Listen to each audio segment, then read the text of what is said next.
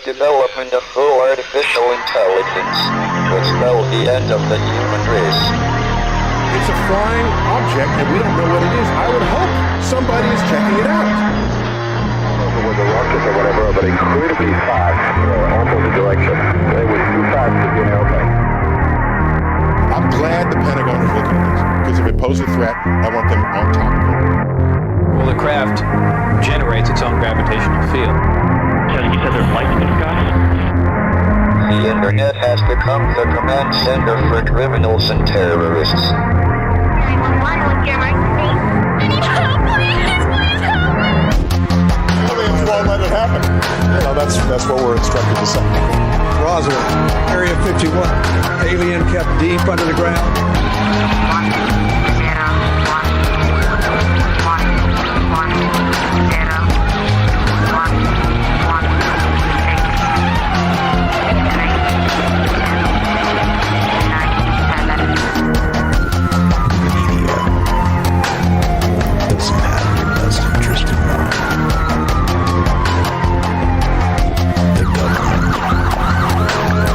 self-serving.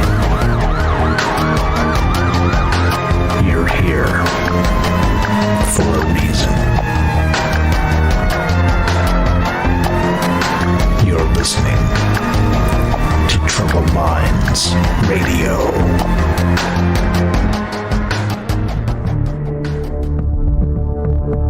Broadcasting live from a secret bunker just off the extraterrestrial highway. Somewhere in the desert sands outside of Las Vegas. From somewhere in space-time, loosely labeled Generation X on planet Earth.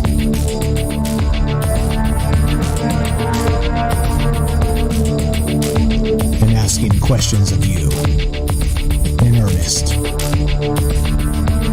into the digital darkness. Good evening and welcome to Troubled Minds Radio. I'm your host, Michael Strange. And hello to all of you who might also have troubled minds. What's up, guys? It is Tuesday night, and that means it is show night. Tonight we have a very special guest joining us from the world of academia to weigh in on UFO abductions and the entire phenomenon. So, as always, I ask that we keep an open mind through this discussion because sometimes we have to consider all the angles and all the angles we don't always agree with. So, strap tight, get ready. We're going to get Logan on here in just a minute, and we're going to talk UFO abductions and how it may be something entirely different from what you ever considered.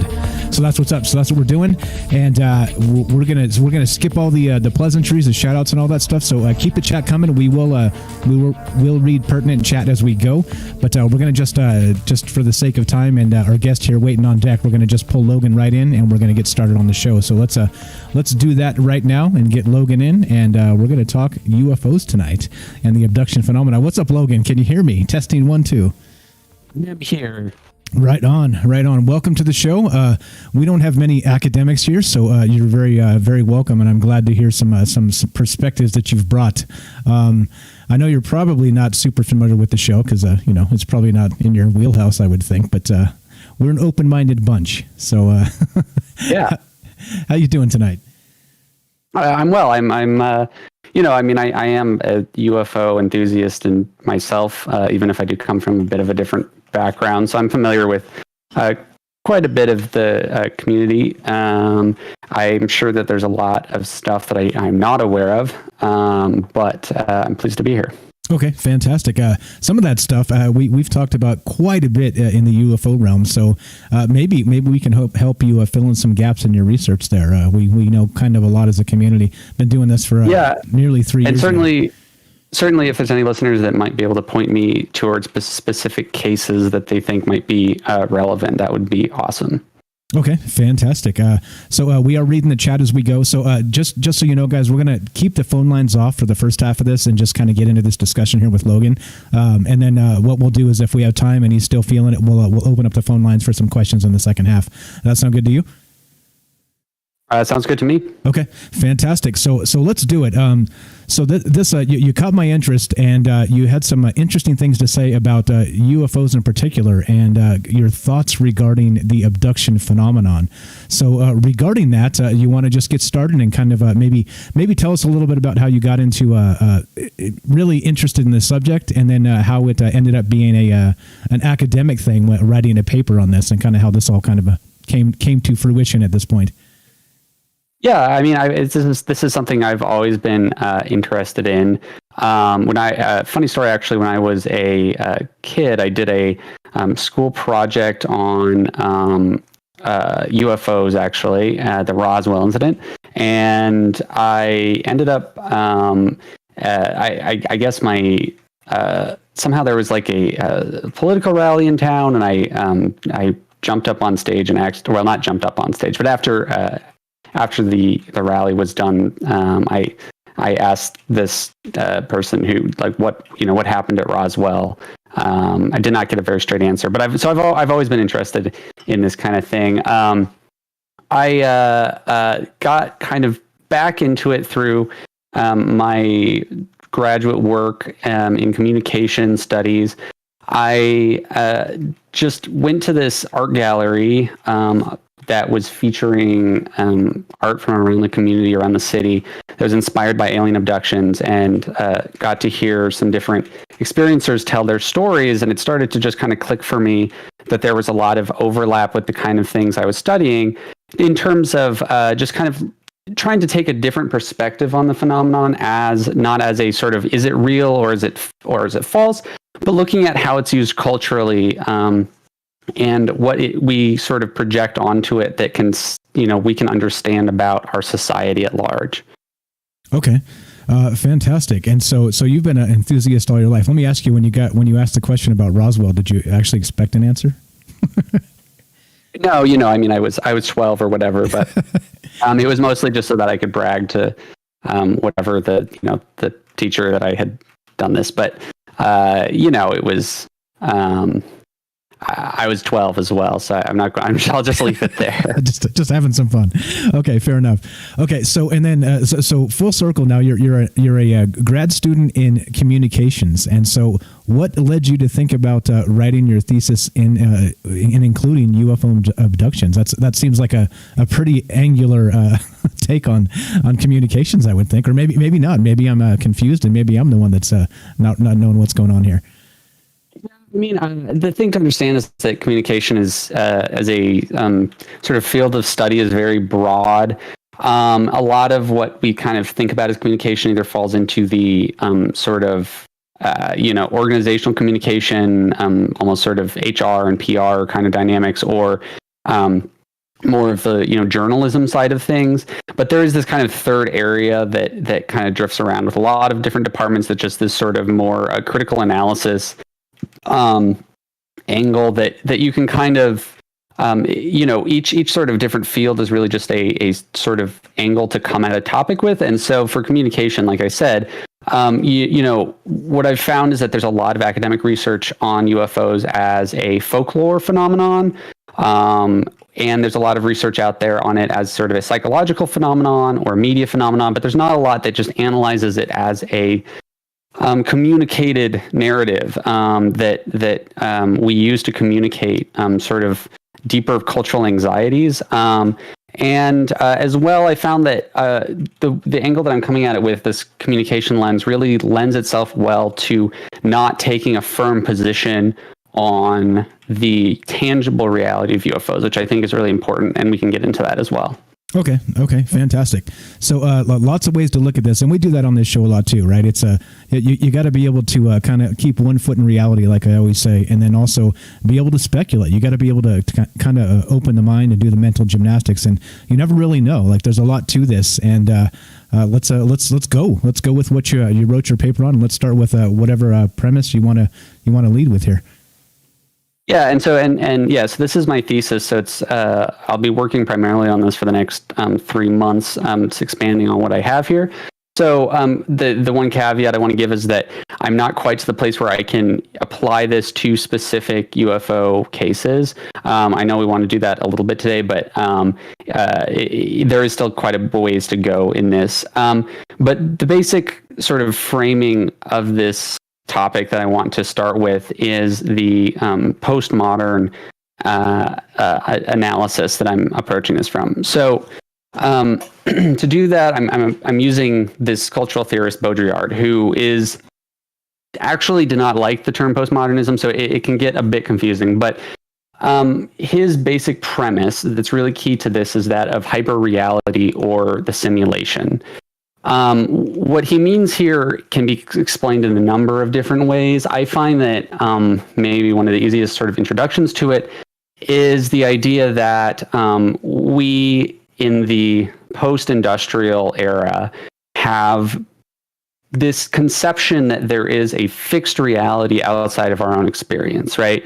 In previous sort of epistemological, positions before the sort of postmodern era of media and consumerism and the way that we think about it, as well as science, we previously thought of the universe as sort of full of mysteries that were beyond our comprehension, with the sort of acceptance that we can only experience one experience in our life. We can't we don't know all the secrets to the universe. So in this new sort of hyper reality, we have this conception that there is a fixed reality that we can understand that's different from our own perception. And so rather than seeing ourselves as, we don't understand ourselves to be living in reality. We understand ourselves to be living in a subjective experience that is, which we project this conception of reality onto. So that reality is called hyperreality. It's more real than real. We live in this sort of simulated world that we think we understand, but of course, each person's version of hyperreality is significantly different. Okay, I follow you. I got some links actually. So I'm sharing some links here regarding this individual and the concept of hyperreality for folks that kind of want to catch up and read some of this as we go. Again, here with Logan, an academic, talking UFO abductions and the phenomenon here. So we start with hyperreality, and so is that does that actually encompass, like, I'm sure you've heard of like an actual simulation type reality where it's kind of like the Matrix type of thing, or is it something completely separate from that, like literally like not related at all? So I think actually that's a really interesting example, right? It's very different in that even the conception that we are living in a simulation still assumes that there is a fixed reality. And in fact, I think it's very linked to it because just that idea assumes that, we each live in this subjective reality that is, separate from whatever, Matrix-esque pods we're floating in. And I think that this is really key. The other thing to keep in mind that a lot of this has to do with sort of our relationship to culture and language. So Baudrillard says that we've continued to sort of pile on meaning to things. We've just continued to classify and create all these kinds of webs of understanding that have become increasingly detached from reality. I mean, an example I like to use that's kind of just humorous is the idea of blue raspberry as a flavor. It doesn't actually correspond to a real fruit like all these other ones. So a fruit flavor, a cherry flavored candy is what Baudrillard would call the first level of simulation, or the second level of simulation, because it doesn't actually taste like a cherry, but it is still a sort of sign that signifies a cherry. And then in the, when you get to the blue raspberry, then we're not even talking about a real fruit. We're talking about something that is a completely simulated fruit. But we still have this sort of web of knowledge that holds it up as a concept in our head. And so that's really what he means by the simulation, is just basically the idea that we continue to try to create meaning and add meaning to the world around us through, language and these types of things. But this actually drives us further from the truth, because it sort of creates this idea that we know everything, that we understand reality. Yeah, reality is a funny thing, a slippery fish. So with that the fruit flavor you discussed there, is that akin to like in the Matrix, there is no spoon, like that type of thing, or to kind of just take the analogy a little bit further, or is it? I'm blanking on that scene, to be honest. Okay. So I'm not going to be able to do much help. That's okay. But, I'll explain real fast. So there's just he's in the thing, and there's a kid that actually bends the spoon, and he says the key is there is no spoon. So it's like he's basically saying that like the reality we're in is not the reality that you see. It's something completely different. Really, that's just a nutshell of it.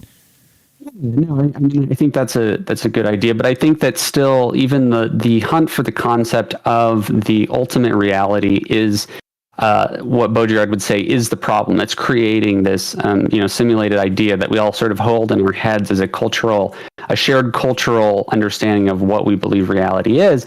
And then when things like, UFO abductions or whatever do occur, they break our concept of what reality should be, of what we all agree on it to be. And so we have to create these kind of cultural meanings around it, to try to create an explanation, whether that be aliens or, whatever else. We tried to create a fixed concept. I have two more quick examples of this. So for one, hold on just a second. Let me check my notes here. No problem. Oh yes. So another aspect of Baudrillard's concept was a book he wrote called Revenge of the Crystal, which was the idea that our sort of consumption and our the things around us, all the stuff, the items that we own, have this weird relationship with us where they sort of we engage in a communication with them. So for example, if you're wearing a wristwatch down the street, it's to tell time, but if you're wearing an expensive watch, it's also to sort of create an image of yourself of that tells people around you that you're wealthy. And so these types of things are another example of this sort of shared cultural meaning that we've created that sort of is removed from reality. And of course, as things get weird in the 21st century, for instance, diamonds are actually really easy to produce now, but we continue to value them at high prices if they're not fake, purely for this shared simulated concept. It's all a construct, essentially. One other example is deep fakes, which I'm sure a lot of your audience is familiar with. These, this technology that can replace someone's face and have them say anything you want. The real concern with those isn't that they will necessarily trick people, but that they're creating a further simulated world where we don't really know what is real, and you can just choose what to believe. Okay, I see. So as a result of this, so we clearly are merging so I guess by this concept we're saying there is no actual objective reality, and so we're creating this in and of ourselves individually and then sharing these things together to create folklore, or I'm not sure. Maybe to some extent. So, I mean, I think that the key thing to understand is that it's not that that an objective reality doesn't exist. It's that we all believe we know what objective reality is when it's impossible to really know. The reason this is really important for my analysis as a whole is that this theory allows me to basically circumvent the issue of whether UFOs exist or what their actual nature is. What I mean here is that, you can consider UFOs to be a physical phenomenon. You can consider them to be a sort of, interdimensional phenomenon, or a psychological one, or something just completely beyond our understanding. And within this framework, it doesn't really matter, because what I'm looking at more is how we use whatever this phenomenon is within our shared simulated reality. Okay, I see. I think I see.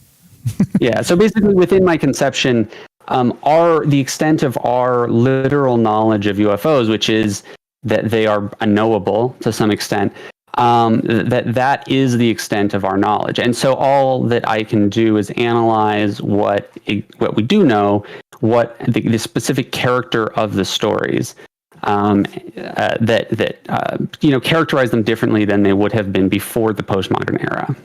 Okay, so we're somehow sharing this reality with each other based on mass media, or is there some other thing that kind of connects this and pushes us forward? I might be skipping chapters here. Oh no, I mean, this is fine. I mean, the thing is that it's really so many things.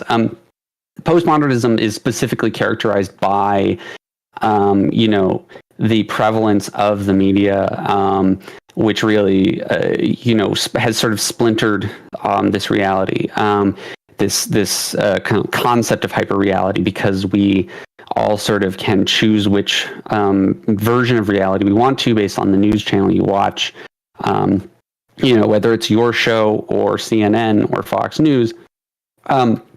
Each sort of ideological view of the world comes with this sort of certainty that makes it so that we're all fractured in this kind of new way that was never really possible before.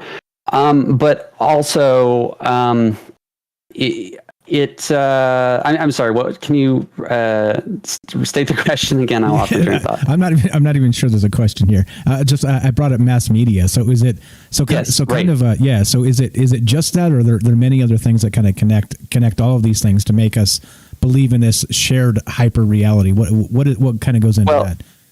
Sure. Well, so what Baudrillard would specifically say is that it is the this excess of meaning. What he means there is specifically that our sort of level of understanding of everything, our communicated networks, our language, have really expanded massively.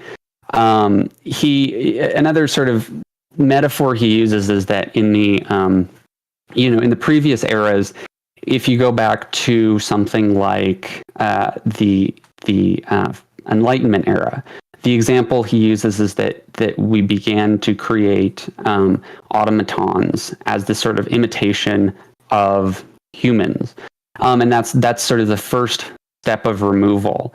But he's only using it as a metaphor, right? Like this persists in the way that we speak, in our art and music and everything. Whatever the invention of the printing press, all these sorts of things. So then in the next stage in the Industrial Revolution, the metaphor he uses is the robot, right? The idea, which at least became a concept at the time, of this thing that could replace a human in its sort of labor function. And then finally, in the era of the postmodern era, after World War II, the metaphor becomes the clone, something that completely replaces the human. And this just sort of happens at a conceptual level, right? Media becomes more advanced. The way we talk about the world changes. We are suddenly blasted with way more opportunities for communication, and media and all of these sorts of things. So this all contributes to it. It's really, the best way to think about it is a sort of epistemological way of understanding the world that has shifted over the different eras. I see. Okay. I'm tuning in. I'm locking into this. Okay.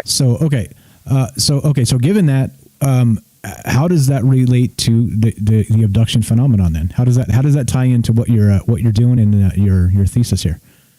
Right. So this, to be honest, is frankly just the kind of groundwork for it to understand where I'm coming from. So when I am referring to these various things, it may seem like I'm making a presumption about what the phenomena is, and it's important to remember that what I'm really analyzing is the presentation of the phenomenon.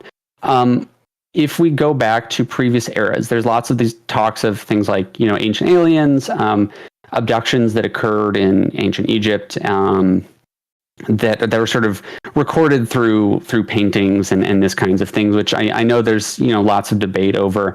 And again, that's not the most important thing to understand this, because the point ultimately is that if those former stories were in fact real, they were experienced and recorded in a far different character than modern abduction stories are. So, an abduction story from ancient Egypt, or these types of imageries that we might be pulling from, they don't reference metal or technology in the way that we would think about it. Even if this was a phenomenon that occurred at this time, they likely didn't experience it or communicate it in the same way that we would today. And so that's the key thing, is that what I'm analyzing specifically is this phenomena as the way that it is portrayed within U.S.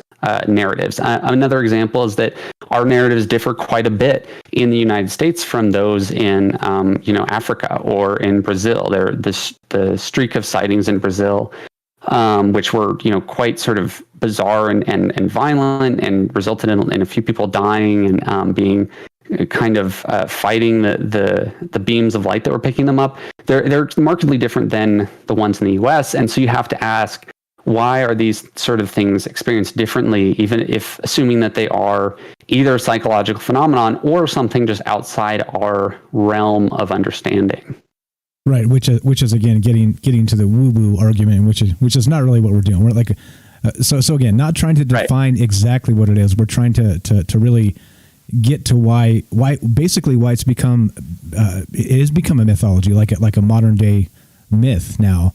And that many people believe this. So you mentioned ancient aliens in particular, and there's an unbelievable amount of people that just believe that aliens are real now, and that's just it. That's just the bottom line, right? But like I've always said, and I maintain that we have to be on guard that we're fooling ourselves at some point. We're tricking ourselves into maybe this type of hyper reality. We're sharing these experiences and maybe propping up each other as like what would you call it, like the echo chambers type sort of situation, right?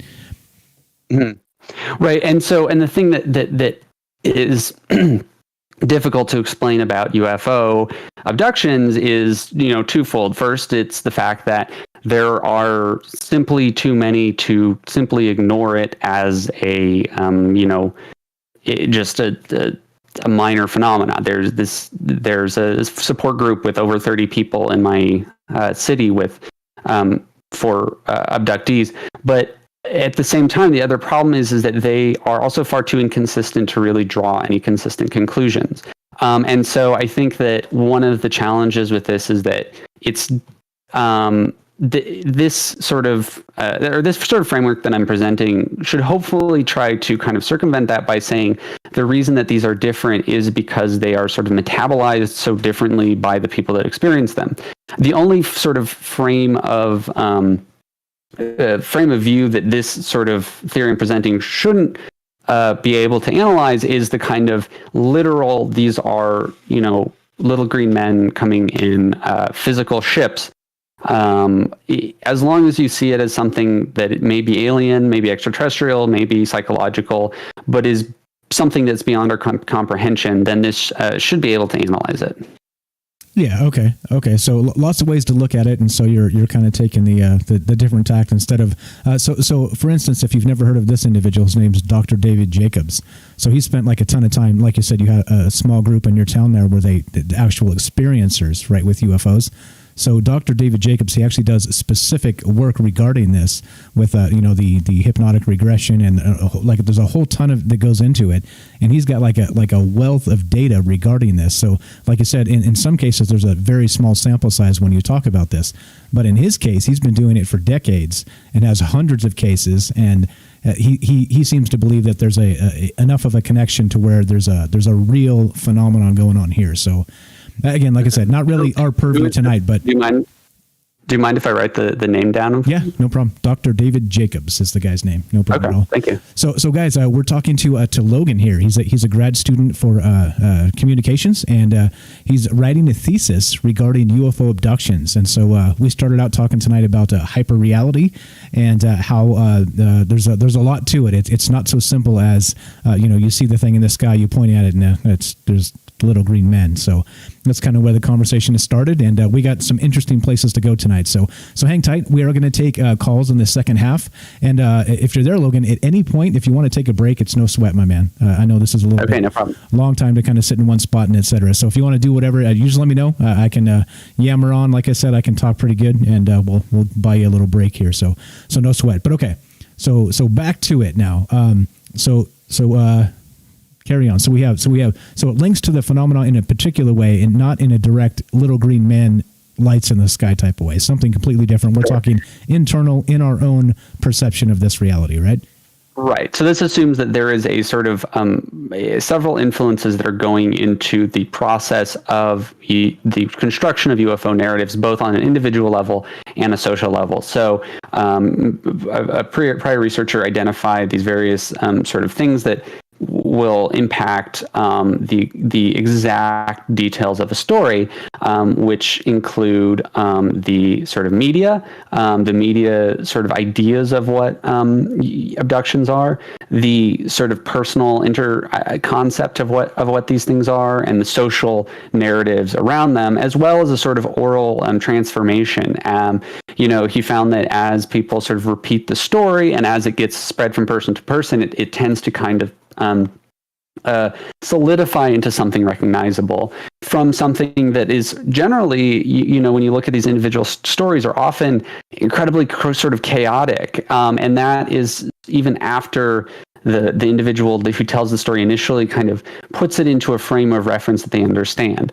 The story sort of gets molded from something that is almost ununderstandable to something that fits within our understanding of hyperreality. And my essential question here is, why do we tell this version of it? Why don't we go back to, sort of older versions of these types of stories, like, fairy kidnappings or, angels? Why are they presented in a specific manner? Yeah, and it is weird that some of that merges. I mean, that's this is a whole nother type of conversation. Right? It's bizarre. Like we've done 2.5 years on this plus, and we're still talking about aliens, right? I mean, there's an unbelievable amount here that you can kind of really start crossing with religion and some of these other things. But like you said, there are different areas in time, and so exactly not really what we're doing here tonight. But okay, so. So continuing on. So to kind of get at that, what you're saying is that there are these sort of similarities that have persisted across history, and there's a really interesting piece of research that I think that can kind of explain that to some extent, at least. This was a guy named Alfred Lawson, I believe, writing in 1977. I think it might be Albert Lawson.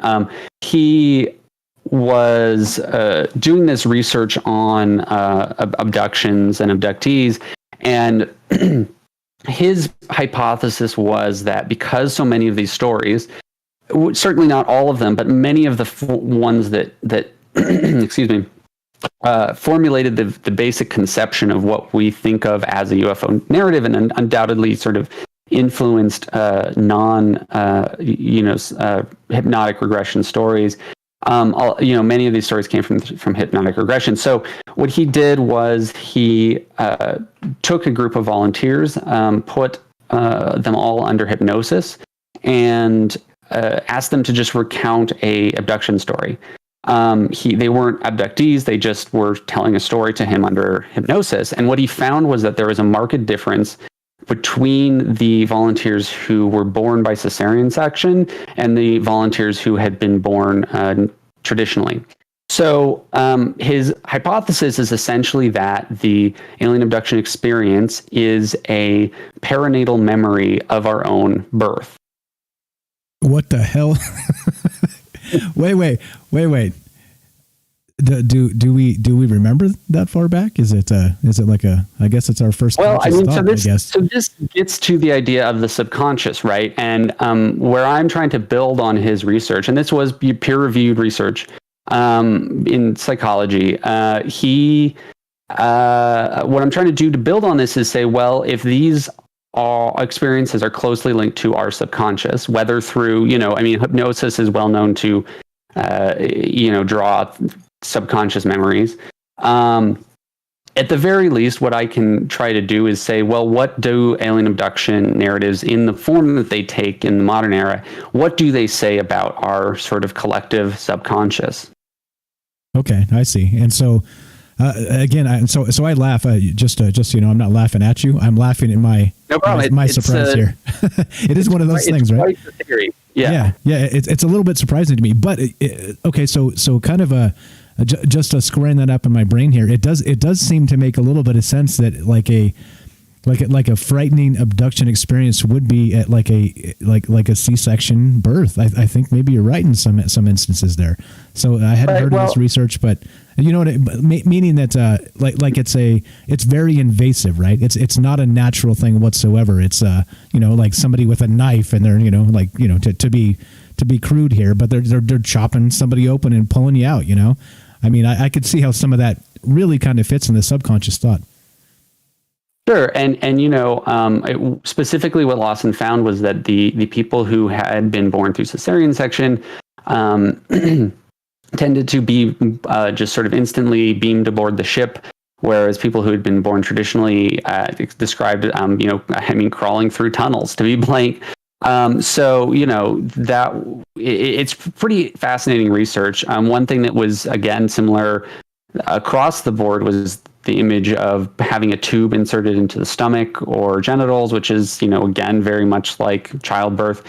So there's quite a number of interesting similarities. I think in general, this is just a theory that the UFO community should consider more. It's pretty interesting. Yeah, for sure. It's again, talking about this for literally years now. This is the first time I'm hearing this. So definitely good stuff.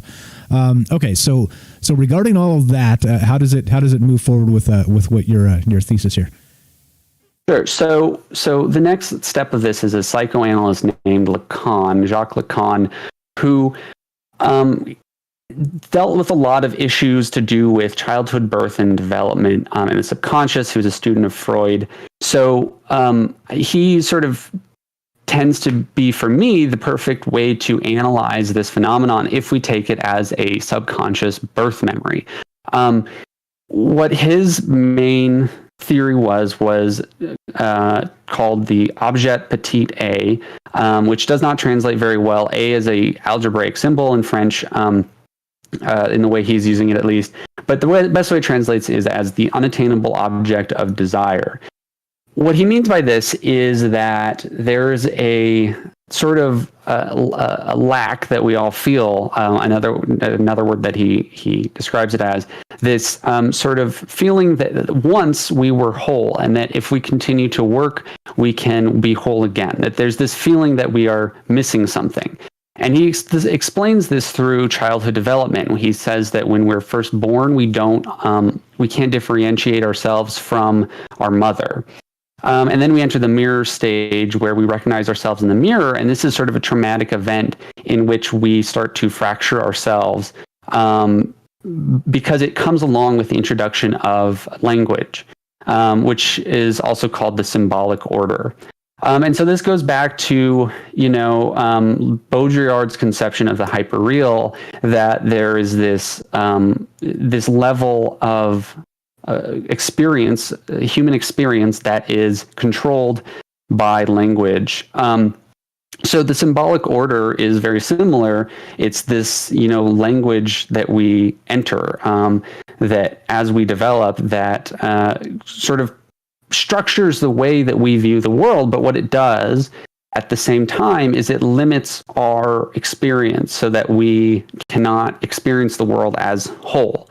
If you think about it as a sort of web that we create with each intersecting, line as a word, as we fill out that huge web and make it more and more dense as we build our vocabulary, and not just our vocabulary, but our, understanding of all sorts of symbols around us and what things mean socially. As we do that, we create these sort of gaps in between where we feel like we cannot fill in the meaning that we need. And so that would be what Lacan calls the objet petit a, or the unattainable object of desire.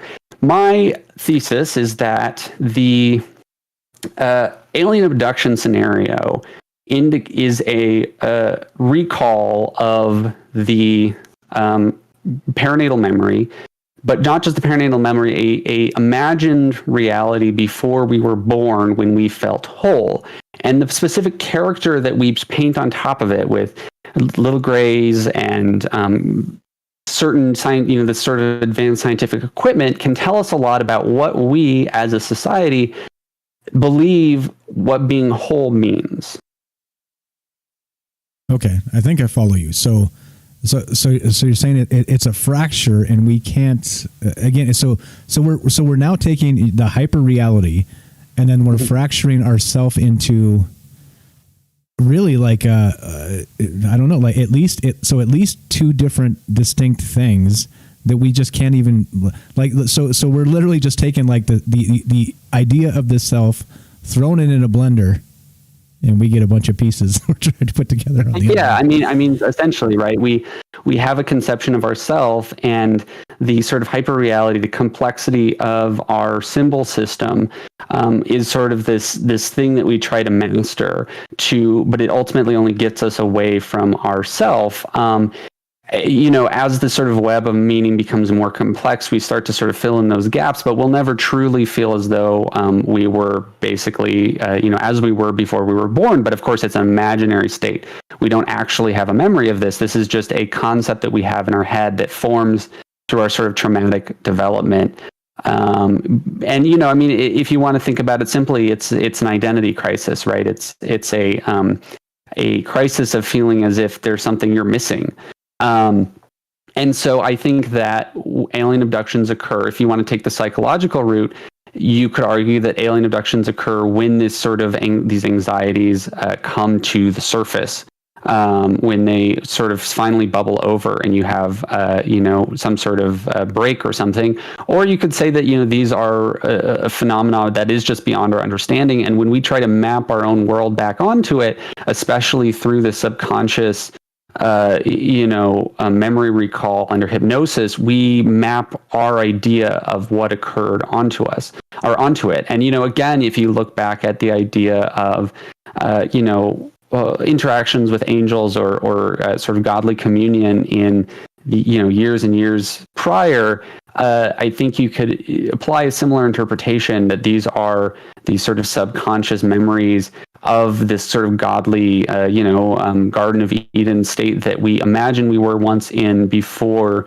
ever having to be, entering the symbolic order within where there suddenly is a new layer of understanding and meaning placed upon the world. Right. Okay. I follow you. Okay. So, hey guys, if you're just joining us, we're talking to Logan tonight. He's a grad student that's in communications that's written a thesis on UFO and the UFOs and the abduction phenomenon. So we're talking about that tonight and how this goes. This is again. So these concepts are a little tough for my pea brain. So I'm sure he's okay. Dealing with my stupid questions, but we've done so far so good, and I haven't like spurged out and had like a smoke come out my ears yet. So I think we're okay, and I think I'm following along here. Let me ask you though, before we get into the rest of this, and I'll get back to Garden of Eden in a sec. Have you personally ever seen a UFO? I've not. I've certainly seen things that I thought was a UFO or hoped was a UFO, and then I quickly realized was a plane. That's about as much as I can say there. Okay. And then another question that I kind of skipped over that I should have asked earlier is that you said you had a little group of UFO experiencers in your town. Have you spent time with them and actually like maybe doing interviews or things like this? That's something I'm working on currently. Like I said, a lot of this analysis came out of conversations that I had with some experiencers at a art gallery where they were presenting, and just sort of, seeing several sort of reoccurring themes come up, and also just interesting. One of the things I was mainly interested in is the fact that many people attribute things that are sort of what we might call high strangeness simply to UFOs by default. And that is really the crux of what I find interesting, right? I think that this begins to get a lot stickier when we apply it to specific cases, because I don't want to make presumptions about those experiences. But what we can analyze is the way that these things are metabolized into our culture. And so one of the people that was at this art gallery talked about how he woke up one morning with a strange object in his tooth, and then was bleeding a lot from the mouth, and a dentist didn't know what it was, and then he called his brother, and it turned out that his brother had the same thing happen. And they attributed these incidents of, what I'd call high strangeness to UFOs, despite never have actually seen anything outside, or had an abduction memory. But that was really the crux of what I found interesting, right? Is what is the reason that we craft these very advanced narratives that may be detached from the actual stories? Why do we craft these narratives culturally to make sense of them? Yeah, it totally makes sense there. Just a quick fun question. Do you listen to the Mysterious Universe podcast? I'm familiar with it. I haven't listened. Sorry, you cut out. Maybe you cut out as well. Maybe I did. Do you listen? No, I'm still here. Okay. Can you hear me? Yeah, it just kind of went muffled. No, I have not. I have not listened to Mysterious Universe, but I am familiar with it. Okay, interesting that you use the term high strangeness. That they use that literally every episode. So I thought for sure. Yeah, it's a good term, I think, because like I said, one of the things that I'm sort of pressing in my thesis is that it's really important to acknowledge the unknown, right? One great quote that I read is that the UFO is only knowable by sort of embracing that it's unknowable. We can't trying to make presumptions, especially in a academic setting, of what specifically the phenomenon is really difficult because it starts to just get messy really quickly. And again, I think that comes down to the fact that there's both a high number of these cases and a lot of inconsistencies. Okay. I'm with you. Okay, so back real quick to your Garden of Eden there. So basically, just so that I make sure I'm following you correctly, there's so basically once we become conscious of ourselves, it all goes to shit. And the memory we had prior to that was that the clean slate, right? The clean slate of who we were as we became into ourselves, which is a mess. We know consciousness is just a gigantic, disgusting mess because it's so. I think subjective. Just to correct you a little, if that's all right. I don't think it's right to say it all goes to shit, right? Because it's also what gives us consciousness. It gives us the power to communicate with each other, right? This is what builds society, but that comes at the cost of this, social anxieties, because we feel as though we are somehow missing out on when we were not conscious. Okay, I see. So it's not really.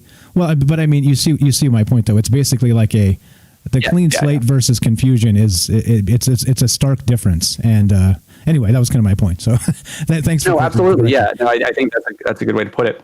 Okay. Right. I just want to make sure I'm not ascribing negative value to anything. Oh, I see. And also, don't let me take your thesis off the rails with stupid comments. so that's also no problem. Yeah. Okay. All right. Cool. So all right. So basically, we're at the point now where UFOs, the existence of UFOs are irrelevant here. Like, we're not really talking about any of that stuff now. We're talking about pop culture. We're talking about folklore. We're talking about mass media, and then we're talking about our inner selves and our subjective consciousness and how this is actually a perception of ufology. And like you said, I think high strangeness is a great term because. Just like you said, it ends up in a situation where we there's so many things that we don't know, like scientifically, that and that's what the show's about often as well, is that a lot of these things, whether you're talking about ghosts or, like you said, angels previously, or demons or these types of things, it ends up that they fall, like this high strangeness does fall into pockets of maybe folkloric explanations, I guess, like it could be a demon, it could be an angel, it could be a ghost, it could be a UFO, right? So like the same thing, it's kind of like the Plinko game. You drop the thing from the top and the high strangeness ends up in this category or that, right? Like, as people, we trying to explain it one way or the other. So yeah, okay. Right, and what's unique, I think, about the postmodern era is that there is an attempt to explain this in a far more rational way than in past generations, who might have chalked it up to magic or divinity or whatnot. And so the fact that we put this sort of scientific lens on it, I think, is really key here. Okay. Which again, right, is it's part of the equation though, because we're talking about in high strangeness. I think you have to try and quantify it scientifically anyway. So I mean, there's a lot of things here that they're still clearly still working on. That maybe something as basic and simple as ghosts are a thing, and we just don't really know how to quantify that yet scientifically. And so this work is still going on. It's a thing, electromagnetism, and there's a ton of this. But okay, so I'm with you. But I would argue, as far as ghosts go, the current way that we treat ghosts again is markedly different. Ghosts are a very new invention, really, that came around in essentially the Victorian times with the spiritualist movement. That's our modern conception of ghosts. And that conception of ghosts is significantly different than similar stories that have, of course, existed, but they're different in the way that the spiritualists specifically tried to essentially quantify them, right? They tried to talk to them, they tried to do all these things, and we have to wonder, is there really a benefit to the sort of scientific exploration to this? At the point where we are now, where it seems like we should have had some sort of conclusive evidence at this point, and what I'm sort of questioning with this sort of theory of post-modernity is whether it's even necessary to do such a thing, or is that just a product of our culture that changes how we experience these things? Okay, I'm with you. So we got some interesting comments that we'll get to in the second half. Keep the good questions coming, guys. That we'll take some of these in a minute here. We're going to make sure we get through his entire idea and kind of go through this. And again, somebody in chat said, and I want to point this out. So Axel said that these are some pretty dense concepts to try and apply to a general type audience. So that's why I'm trying to knucklehead it down a little bit too, because it's hard for me. Yeah, and I apologize if I'm being too too scared. If anyone has a question about a specific term or anything or clarification, I feel free to throw it at me. Okay, appreciate that. And you're doing you, and that's what we need. That's a good thing. Okay, so then back to Lacan. You say his name? Lacan? What's his name? Lacan. Yeah. Lacan. So basically, what's important to take from him. If I just want to sort of summarize where we are so far, using this hyperreal framing, it's irrelevant what the actual fact of the matter is, because what I'm studying is the constructed reality that we have all sort of agreed or even disagreed, but the general concept of what we think of as UFOs in our culture is really what I'm trying to analyze here, rather than get to any sort of real truth, because within this framework, it posits that real truth can only be found through the reality that we have constructed. And secondly, I'm using this Lawson's perinatal hypothesis. So the idea that these alien abductions may be linked in some way to the birth memories or pre-birth memories. And analyzing that with Lacan, the psychoanalyst, who I'm using to say, these memories are a memory specifically of our conception of what you could call the Garden of Eden is, right? If you think of Eden as a metaphor for the pre-birth state, the pre-socialized state, before we enter the messiness of society, the UFO symbolizes our cultural conception of what that state of being is, or what that experience is. Okay. Fantastic sum up. Yeah, so if we're ready to move on, the last sort of key piece of this is another philosopher named Heidegger, who wrote a really interesting essay in the 1940s titled, I'm sorry, I always get this one wrong, The Question Concerning Technology. And what he posited was that technology is not only a state of matter, it's not just machinery and inventions and these kinds of things, but it's a state of mind that we have entered in the modern era. And so what he's talking about is that we have shifted our view of the world so that we no longer see nature as this unstoppable force that we would have to conquer, to master, or that kind of thing. Rather, it's shifted so that the technology has basically master nature. We have no challenge presented to us by getting lost in the woods or whatever on the sort of social level, right? There's no, certainly things still happen, but we have this idea in our head even that technology can solve all of our problems. And even if there are challenges, we can sort of engineer our way out of it. And so the example of this is what he would call in framing, is the way that we have attempted to categorize the world. And this is similar to what I was just talking about in the way that our sort of scientific mindset has framed ghosts in a different way than previous eras might have. So, phylogenies and these various things that sort of break down something like evolution into these all these complicated charts and stuff. It's not that evolution didn't occur. It's that this technological frame places a sort of set of rigid ideals on nature that don't really exist, right? Real nature is sort of a sprawling fractal that we can kind of only place a windows over to try to understand it. But as we get deeper and deeper into the atom or out, further and further out into space, we continue to find that there's like some limit to our even understanding of the world that we can really place on it when it comes to quantum physics and everything. It just gets really messy. And so Heidegger's idea is that this is really an ideological state of mind rather than just a physical thing. And what it does is that it transforms nature into a standing reserve of resources that can just be tapped. And that's what we see nature as this thing that just is there for when we need it for technology.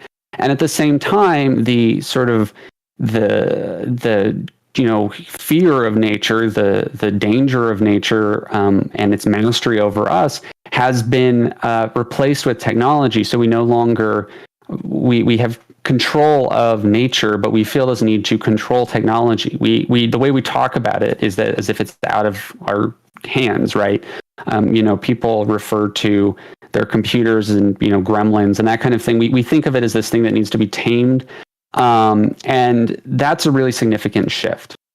So the reason that this is important is that because I propose that the reason that UFOs take on such a unique character in their kind of, technological and outer space origins, the reason that they appear that way is because of this shift in our orientation with nature and technology.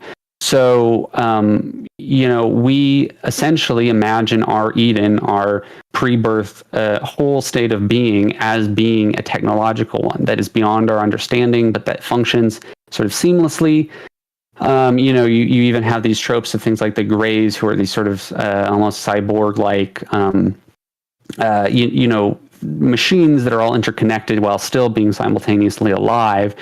And so our abduction experiences indicate that this is how we view the world, and we put this technological explanation onto whatever UFO abductions are as a way to place it into our worldview, our technological position. Okay, a lot there. I'm trying to make sense of this. Okay, so I get that part with us regarding the technological position, the gremlins in the machine, and we are that machine, right? Like in this right. instance, we are that machine, and so the things that are happening inside of us are, in many cases, still, even though scientifically we've come a long way, and we can do heart transplants and all these crazy things. There's still kind of gremlins in that machine, like that we're still always kind of wrestling with ourselves, and also with scientifically, medically, all this stuff. So and even in narratives of artificial intelligence and these kinds of things that permeate our culture, they're all this sort of, I think, indicate this shift towards technology as this big other that we can never fully comprehend, while at the same time simultaneously we feel as though we can fully comprehend nature. Right, which of course is it's that right there, to fully comprehend something that large is as big as the universe. That's one of those futile chases, in my opinion. Okay, so just a heads up, guys. We're here kind of discussing. This is Logan, and he's a graduate student in communications that's written a paper, a thesis regarding UFO abductions and how maybe that has permeated the culture and everything else that we're talking about. Culture is only one little slice of this. There's a ton here. So if you have questions for him, we're going to do questions in the second half if he's keen to stay for a little while. And just type. Perfect. Appreciate that. Hope you're having a good time. We try and have a good time here and just chill out. But okay, so just type them in, type the questions in, guys. We'll read some of these as we go in the second half. But we're going to get through his entire idea here. And keep in mind, remember, you got to have an open mind with this stuff. Remember that UFOs it's not a scientific thing. It's just not. Like there's so many things regarding consciousness. Some people have said that they're interdimensional things, and all this. But like there's a ton of things that we've talked about during the course of this entire show that you really have to have an open mind for. So we're kind of taking at least Logan here in this thesis is taking this entire idea and somehow internalizing it and turning it on us as people, that maybe this is something in some capacity that we've created. We've done this to ourselves, whether advertently or inadvertently, and that's kind of what we're talking about. I'm sure I butchered that, but you'll correct me if I'm off there. No problem. Yeah, sounds about right. I can offer just a few kind of more specific details or examples here, if that would be helpful. So we, one of the major themes that come up a lot in UFO narratives is the theme of nuclear capabilities, right? I think that is a fair statement to make, both culturally and in terms of just the timing that they came around, and a lot of one of the typologies of narrative is the one of sort of explaining to the abductee that they need to that they're trying to end nuclear proliferation or that kind of thing. I think that, again, if we are considering this as a perinatal, pre-birth ideal, this vision that we have, that we may either be, writing over some other experience beyond our comprehension or a psychological one, whatever it is, these narratives that form in our culture around it seem to indicate something about the need for a existence beyond our own Earth. And so if we think about, again, this Lacanian idea of the lack or the unobtainable object of desire, that this could also be about the sort of nuclear domination. Again, returning to Heidegger, the idea is that technology has now conquered the world over nature, and I think that the nuclear bomb is really the ultimate example of that it has put us in full control. We have the buttons, and so while previous conceptions, even let's go back to this idea that UFOs are an updated version of this sort of angelic communion. Those types of stories, the idea of heaven being in the sky is a relatively new one, and similarly with UFOs, I think that is a really key important element to it, that these beings we all assume come from outer space. Whereas, of course, if you talk to people deep in the UFO community, they'll say a lot, we don't even know, they may come from other dimensions or inside the Earth or whatever. But there is this cultural assumption that we all make that they come from outer space. And I think that is really key, because it means that we see outer space as the last frontier of the unknowable. And one of the things that I think is really important about all of this is the importance of accepting the unknowable, that there are things that are unknowable in the world. And that may be the best way to think about these, rather than trying to place increased meaning on them, because they just don't fit within a scientific framework. The scientific frameworks. You end up spending too much time outside the scientific framework, and you end up doing a show like this. That's true. But I think that there is some value, and what I should clarify though is that when I'm talking about scientific frameworks, I'm not talking about just I'm not necessarily talking about physicists or these recent the reports that have come out of the federal government saying that they're looking into these phenomena. That's not exactly what I'm saying. What I'm saying is any type of attempt to rationalize these as within a contemporary, modern or postmodern, if you will, model of looking at them. So that includes, trying to find typologies of aliens or trying to understand the types of equipment that the aliens have or what planets they come from. I think, from my personal perspective, at least, I think that these types of things actually push us further away from coming to any kind of real understanding of the phenomenon, because they look at them far too, technologically. We assume that whatever entities are contacting us, we assume that they are similarly technological and similarly framed in the symbolic order that we are, where they may be completely beyond our comprehension.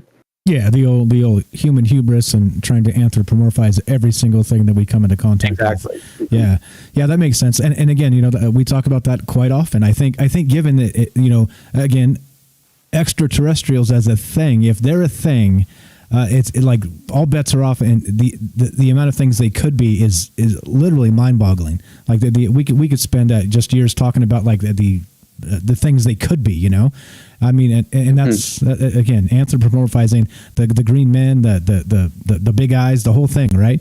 It is a little weird to me that when you're talking about aliens, they all seem to have 2 arms and 2 legs, right? Exactly. Yeah. There's right, and I think that's again, an indication to me that we're dealing with something incredibly human, even if it is something that we can't possibly understand. And I think that as well, I'll leave you with this if we're ready to sort of move on to the second half. I'm about at the end of my, going over my notes. Sure. But to sort of wrap up with that, I think that a major part of the problem with modern ufology is trying to apply a scientific model to something where there isn't any. And like I said, I think that it's a lot more productive to use terms like high strangeness and approach these things from a sense that they're unknowable, and that by looking at them, we can learn a lot about ourselves and the way that we process them. And I think that there's a lot of value in sharing these stories as well, because clearly they are culturally meaningful to people as they resonate with us. But the example that I would give that I think is a far more productive example of how to discuss these phenomenon is the story of Sun Ra. And he was a jazz musician who claimed that he was abducted by aliens in the 1950s, years before Betty and Barney Hill were abducted, although he only sort of came out with the story afterwards. So, there's some questions about whether he was making it up or not, but I think that that's really irrelevant, because it was in the way that he used the story as a ambiguous narrative that was really powerful. And the way that he talked about sort of his philosophy and stuff, his whole sort of the core of his philosophy, because he did do a lot of writing and speaking to his audience, besides being this sort of Afrofuturist who talked a lot about a way to liberate, find equality in among races in America. His philosophy of it was extremely futuristic and sort of optimistic, in that he felt that UFO stories and narratives of traveling to outer space could be used as a really useful tool to as a society. And a lot of the stuff that he wrote was incredibly ambiguous and was meant to be so because he wanted people to interpret it their own way. And when it came to his personal abduction story, he was incredibly precise and told it the same way every time, but would not respond to any further questions. And I really analyze this as a way for people to use the story as a narrative in a way that, past generations before the postmodern era, before we tried to press a scientific boundaries onto these types of things. The way that he used it was in a very productive sort of folkloric way that we can use to learn about ourselves and about consider the cosmos in a sort of speculative manner that will bring us closer to finding some sort of greater truth with what we can, because we don't have we can't access all of reality, and even if we could, we have so little material evidence of any of it. All of that. We're talking some pretty dense stuff here, and I appreciate you coming on. Like I said, little smoke coming out of my ears at some points, but basically, so we got some good questions to ask. I'm going to ask you some knucklehead questions in a minute, but so I want to go back to what you said just real fast. So sharing these abduction, like let's say stories of abductions, whether they're real or not, like you said, there's value there, and so in able to come to maybe learn. I don't know. It's so strange to me that we've had people call into the show and say they've been had abduction experiences, had some aliens in their living room. I mean, there's some people that have had some like really traumatic, harrowing experiences that if we're running with this, have been attributed to who knows what. Like it's trauma for sure. There's a lot of really bad juju going on.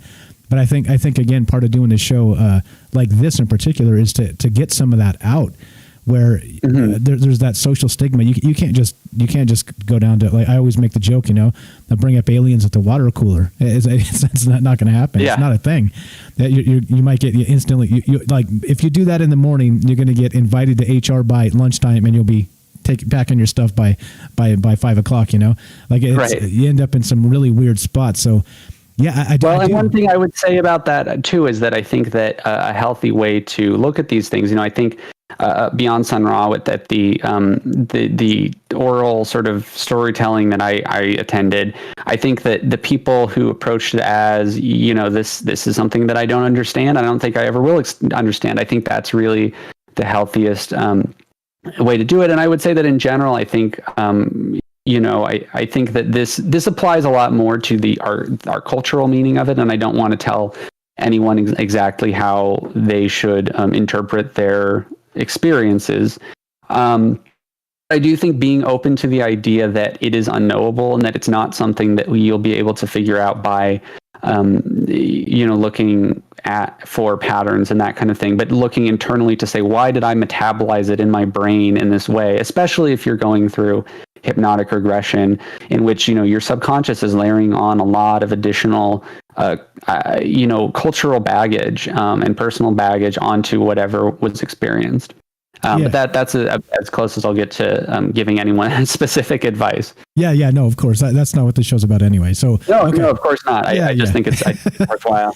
To say. There's a disclaimer, guys. It's for sure. Right. There's no answers here. There are no answers here. Right. And I should mention as well, one of the difficulties with psychoanalysis is that it does apply to both.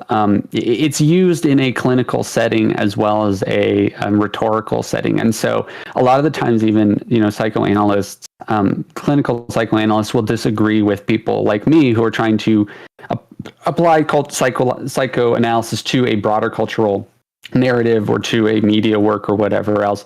And so I'm not pretending to be a clinical psychoanalyst. And so I don't mean to try to give anyone advice there, but I do think it's a worthwhile avenue to explore for sure. Agreed. Okay, so let me ask you. Well, before we get to the halfway point and take a break here, regarding actual hypnotic regression, do you know anything about that? So, me personally, I don't know a damn thing about it. I do know that, like I said, Dr. David Jacobs used it quite a lot with many different people, hundreds of people over dozens of years. Like I mentioned earlier, like the Betty and Barney Hill, which we'll get into a little bit after the break here. Like there's a lot of that with this hypnotic regression thing. Like you said, there's some cultural baggage, there's some subconscious stuff that we can't really define in some cases that kind of bubble up to the top. And then of course, it depends on who's doing the hypnotic regression, if they're kind of leading and these types of things. Do you know enough about it to kind of speak whether this is a valuable thing or not, or is this just one of your? Well, I mean, again, the problem with answering that question is that it does assume that it's even possible to know, right? And I think that it's really, really difficult to tell exactly what's going on with those instances, but I think that it is worth it's whatever the output is, it's worth considering because it is something that was in your mind. I would also point out that I think that these cases of hypnotic regression, which are really very, by and large, very common among where we get these alien abduction reports, they tend to, so they're tapping into the subconscious to some degree, and that is what we know. But it's also a really good example of this concept of hyperreality, in that once you go under psychoanalysis and you tell yourself, or sorry, not psychoanalysis, hypnotic regression, you go under regression and you repeat a story while you are unconscious, and then you either listen to a tape back to it, or the person conducting the regression will describe it to you, or you can read it, and you then absorb a memory back into your reality, which you yourself don't remember even saying or don't remember. And so I think that that's a really good example, again, of this hyperreality, this idea that we believe that there's a reality outside of what we've experienced. And in many of these cases, nothing was experienced beyond something like lost time. And so that's creating this sense that we understand something that happens, that has happened to us, that we don't actually personally even have firsthand recall of. And so it's creating this ideal of what we think occurred. And I think that, the concept of lost time in the first place, whatever happens in those moments or these various things, that really indicates a fracturing of the self and the identity. It indicates, a sort of identity crisis of some sort, especially even if the thing itself wasn't triggered by anxiety. Having missing time itself is unnerving. And so the abduction narratives that come out in these regressions may be a way for us to put an explanation on the anxieties of the fractured self. Okay, so I don't know, like the more I read about this stuff, and again, really being really deep into this, it's just like regarding regression, I think it's a fantastic point you make, where the hyper realities, so that you come out of this and it's like a subconscious state, or your unconscious state, and then you're being fed this information kind of to reinforce, right, whatever came out of the missing time incident or the high strangeness, or however you want to actually qualify this. But then it becomes what somebody told you it is, right? I think that's a great way to put this. And yeah, and I mean it's even as if it the regression occurs, but it may I'm sorry, I'm stumbling over my words. But the point I'm trying to make is that this is a story you have told yourself. It's important to remember, if you go into regression, that you are not remembering something when you read back that transcript. You are remembering, or you are being told a story back to yourself. And whether or not how you choose to believe that as literal or as psychological or whatever else, it is up to you, and so it's just an important aspect of that it is not to be subsumed into the belief that whatever you said is literal, because it's there's no way of knowing. And so you have to kind of detach yourself and not let that retelling, you can't let yourself control yourself through this regression, if that makes sense. I'm kind of going all over the place, but I hope that makes sense. No. Hey, you're in the right place. I go all over the place, man. I range all over the place. No, okay. So just what I wanted to point out, like, I was just curious. So just in a nutshell, do you think, if you've had like a bout of high strangeness, do you think that going for regression is a positive thing, or do you think it's something that should be avoided, just in general terms?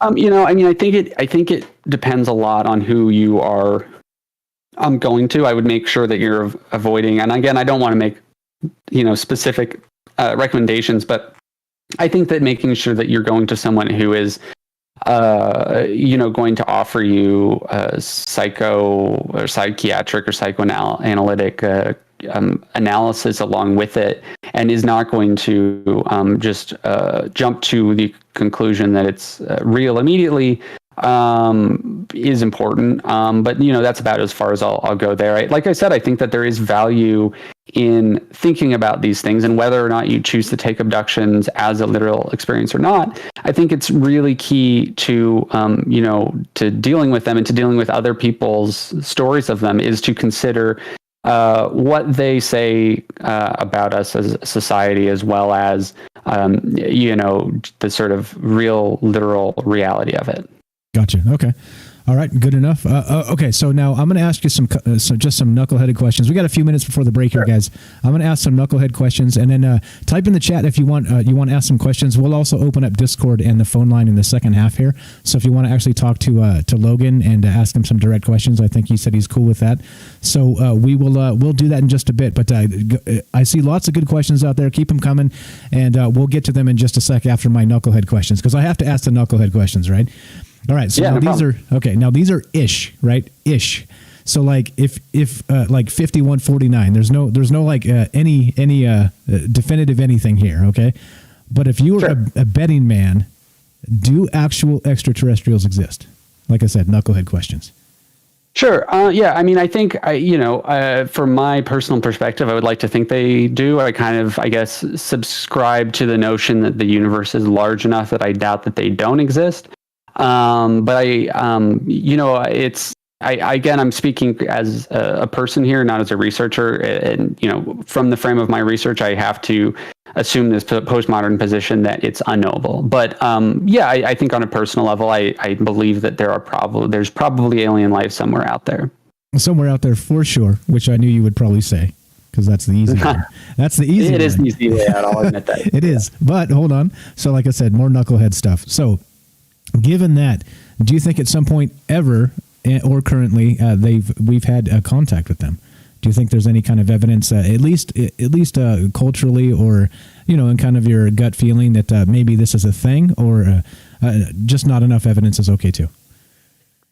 Yeah, I mean, I would like to say yes, but I think I'd have to say just not enough evidence. I have to come back to this problem of inconsistencies, that I think that if we have made contact, it is in such a way beyond our understanding that what we have in any way recorded as communication with extraterrestrials is either not at all what we think it is, or simply is being experienced in a way that is not the same as what the extraterrestrials are experiencing, if that makes sense. A key part of this is that there is within sort of social sciences, or within the idea of communication, it's a two-way street, right? You have to have communication on both sides, and it's kind of what you might call the Hegelian dialectic, which is this idea that you are conscious because the person that you're speaking to recognizes your consciousness, and you recognize that they're recognizing your consciousness, and it kind of goes down this like fractal pattern.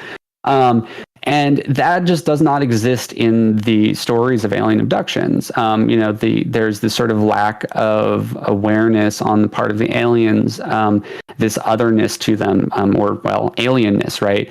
And so I think that even if we have contacted aliens, it's difficult to really say that we've contacted them if there is a lack of two-way communication. And certainly, I know that there's the whole sort of Eisenhower conspiracy and that kind of thing. And I'll admit I'm kind of writing that off. But the evidence that I have seen, I think it's just a lot more complicated than we currently make it out to be. Sure, of course. I think that's a fair response. This whole show is about basically it's complicated. In a nutshell, exactly. It's complicated. It's not so easy as that. Lights in the sky do not equal little green man. Let's talk. 2 years later. Right. Yeah. Okay. So, all right. So we're going to take a quick break here. So again, we're actually talking with Logan here. He's a graduate student in communications that's written or is currently writing a thesis regarding UFO abductions. So if you've been hanging around listening to this, fantastic stuff. You were great, Logan. By the way, that communications major's coming through solid, man. Coming through solid. You're fantastic. But if you guys have questions here, type them in the chat. We'll ask them to Logan here regarding his thoughts on all of these things and whatever else. And like I thought I'd lead with the knucklehead stuff so that we didn't feel any question was too dumb. No problem. Exactly, get that out of the way. And then so and also and fair questions. I understand. Sorry, why you'd ask them for sure. It's the logical, yeah. Yeah, I mean, it's curious to see what an academic thinks of these things, and it's interesting too, right? I use the term, quote, academic, but it's not really fair because there's so many different types, so many different kinds. Sure, you know what I mean? Okay, so I will say, at my university, there's as well as a physics professor that is really invested in investigating these kinds of things. So there's definitely pockets of academia where this occurs, even if it's not the most widely accepted thing. Yeah, for sure. And there are, I don't know if you've heard of Avi Loeb from Harvard. I mean, he's one of the most well-respected actual, what would you call it? He's I don't know. He's way up there. He's one of the top 5 in the world of, I can't get the term. But Geologist? No, it's like a astrobiologist, Oh, sure, something like that. It's something like that. I don't know the exact term, but he's well respected and like I said, tops in the world here. And he actually comes out from time to time with some stuff that just turns the world on its head because he's kind of allowing himself to think outside of that box, right? Kind of outside of that academic framework, like we were talking about earlier, which you kind of have to be able to step out of to really give it its paces, right? You really have to think outside the box, otherwise you're just kind of doing what you're told. You're kind of regurgitating the stuff. So I appreciate your take so far because, in my opinion, you're doing exactly that. You're kind of taking some of the stuff from the past, some philosophy here, some cultural stuff here, and you're kind of applying it to, of all amazing, cool things, aliens. And let me ask you this: regarding that, are you going to get any blowback for doing your paper on this? I guess I've had a little pushback from one professor that I tried to work on this with, but it was actually really more just because I was approaching this as a critical, theoretical, sort of philosophical type of research more than the actual subject matter itself. I think it's easy to kind of, within the field of communication, at least, it's easy to kind of remove yourself from the messiness of it again, because I can say, well, I'm looking at this as a cultural narrative that exists, whether or not UFOs exist. No one can deny that there is a story that is spread and genres that are created for these types of stories that form within communities of people who, the majority of which have never been abducted, and we are all sort of familiar with this. And so that's really, at the end of the day, what I'm looking at. Depending, even if I do get a bit philosophical in the progress. I think it's necessary. Like I said, I appreciate you kind of applying it to something a little bit out of the box, because it does make for not just fantastic conversation, it also makes for a fantastic thought process and being able to, like I said, apply outside of these academic frameworks. So good stuff. Okay, so we're going to take a quick break here, and again, type your questions in the chat, guys. I'm going to open up the phone lines. We're going to take a quick 2-minute break, and we will be right back. And we're here with Logan. Again, a graduate student in communications, writing a paper on UFO abductions, a thesis. So we're still talking about this stuff. Get your questions ready for him. Fire them out. We'll read them to him. And if you want to join the Discord and do all that stuff, we're about to open that up as well. So quick 2-minute break. We will be right back. As you will, Logan. Catch you in a little bit. All right, here we go. Song. Let's play this song.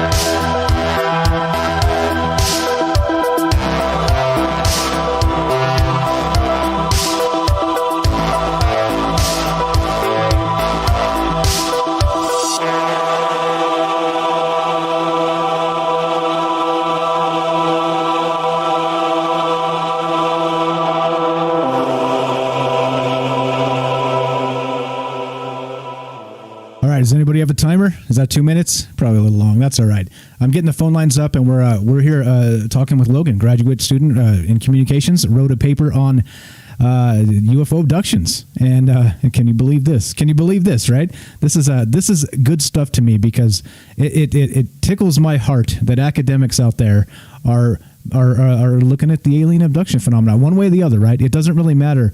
I think when you given no matter how you want to look at it, and no matter how you want to say specifically that this person's an expert, or that Graham Hancocks or the Tom DeLongs or the Lou Elizondos, whoever these guys of the world, right? These UFO experts. The truth of the matter really is there's no such thing as a UFO expert, right?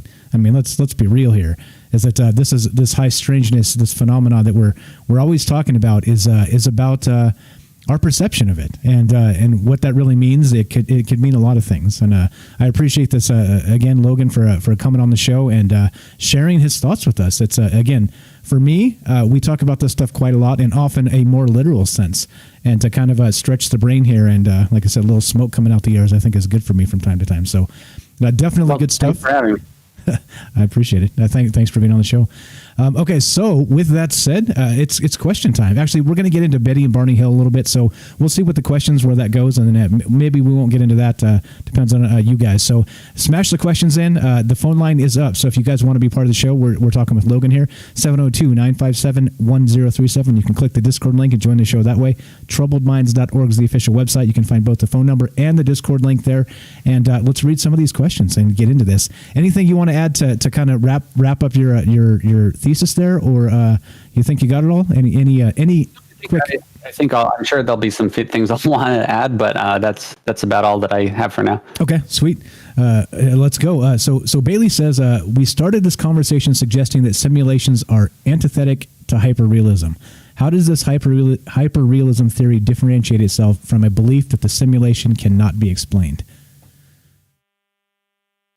That's a big one. Okay, so I hope I'm understanding the question correctly. I know it's a lot of big words, and it's a lot of big words coming at me as well.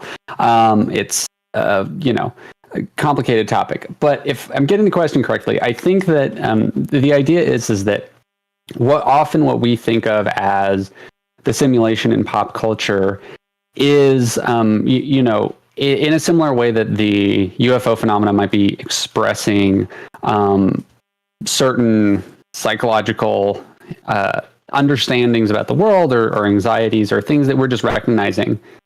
Art and literature that addresses this idea of the simulation, it really is sort of...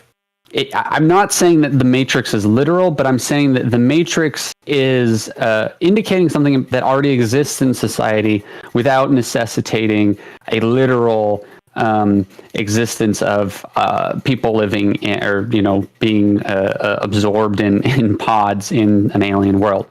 What simulation theory suggests is that just by our trying to understand what reality is, we project a simulation onto everything. This idea that we do understand and that we have found an absolute truth. I think this also comes back to, again, this really the postmodern culture that we have created, and that we create these simulated environments as well, right? We create these illusions that we visit, right? The postmodernism is really marked by the existence of things like themed bars and products that are emulating other products, fake fruit. All these types of things have built us a world. It's not that their reality doesn't exist, but it's built a world where the definition between reality and what is imaginary has become simulated and fractured. And similarly, I think social media is a really good example of that. That is a simulated social experience.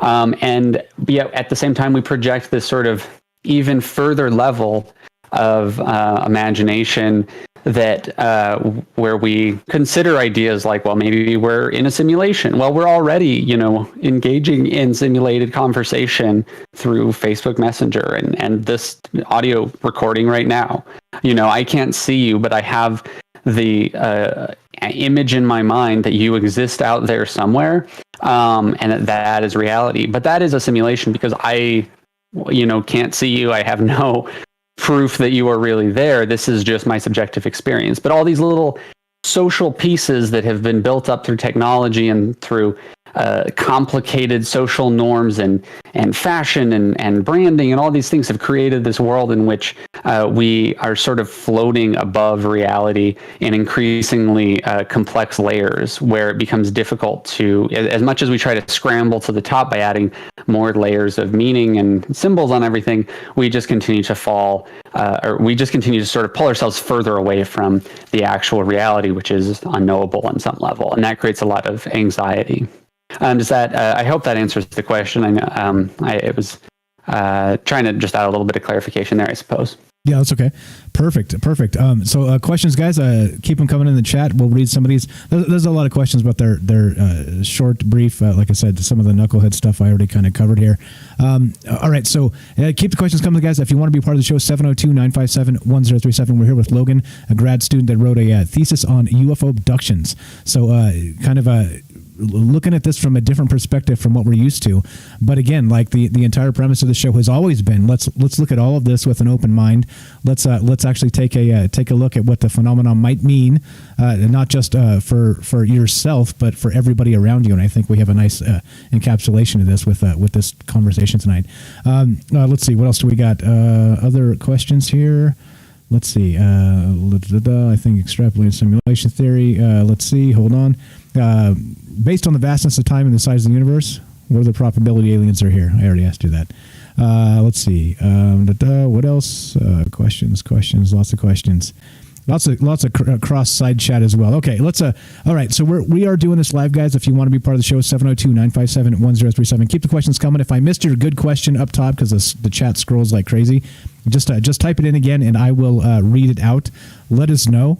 We already talked about whether Logan here believes aliens exist and that type of stuff. So if there's any things, questions about his thesis here or about I think I have a fascination with your birth situation where you said kind of climbing through tunnels, right? So like a kind of different situation. You ever heard of Skinwalker Ranch?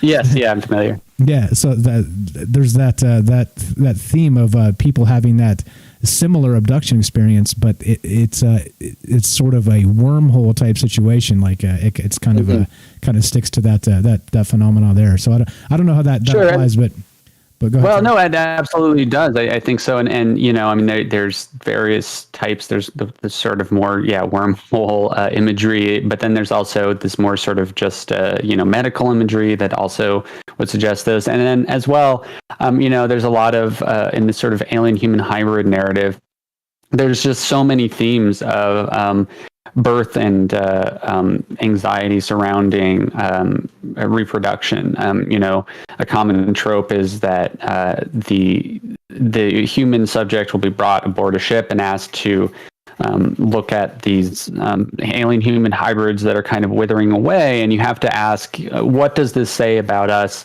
in terms of our relationship and fears toward our birth and our future births. And, especially I think that a lot of the times those stories, at least, one in particular that is local to here where I am, it does seem that a lot of people have sort of traumas around these types of things. In this particular case, it was a woman who decided to get her tubes tied, right?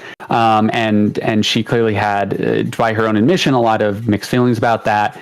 And parental judgment, those types of things, and that certainly seems connected to these stories of having to take care of her alien human hybrid daughter, or the aliens being upset with her when she was abducted and they learned that she had her tubes tied.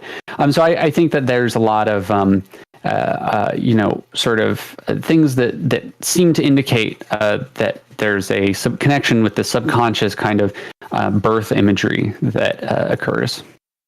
And I like it. Like I said, all the time spent talking about this is the first time I'm hearing of it. And can you actually clarify that guy's name real quick? I tried to find it. Albert Lawson, is that his name? Let me make sure, because I think I'm mixing it up with another Lawson that I'm familiar with. Alvin Lawson. Alvin Lawson. Okay. And I believe it was written in 1977. I can look up the exact title if you're interested as well. I would love to read that. So yes, please. So there we go. Alvin Lawson got the name 1977. Okay.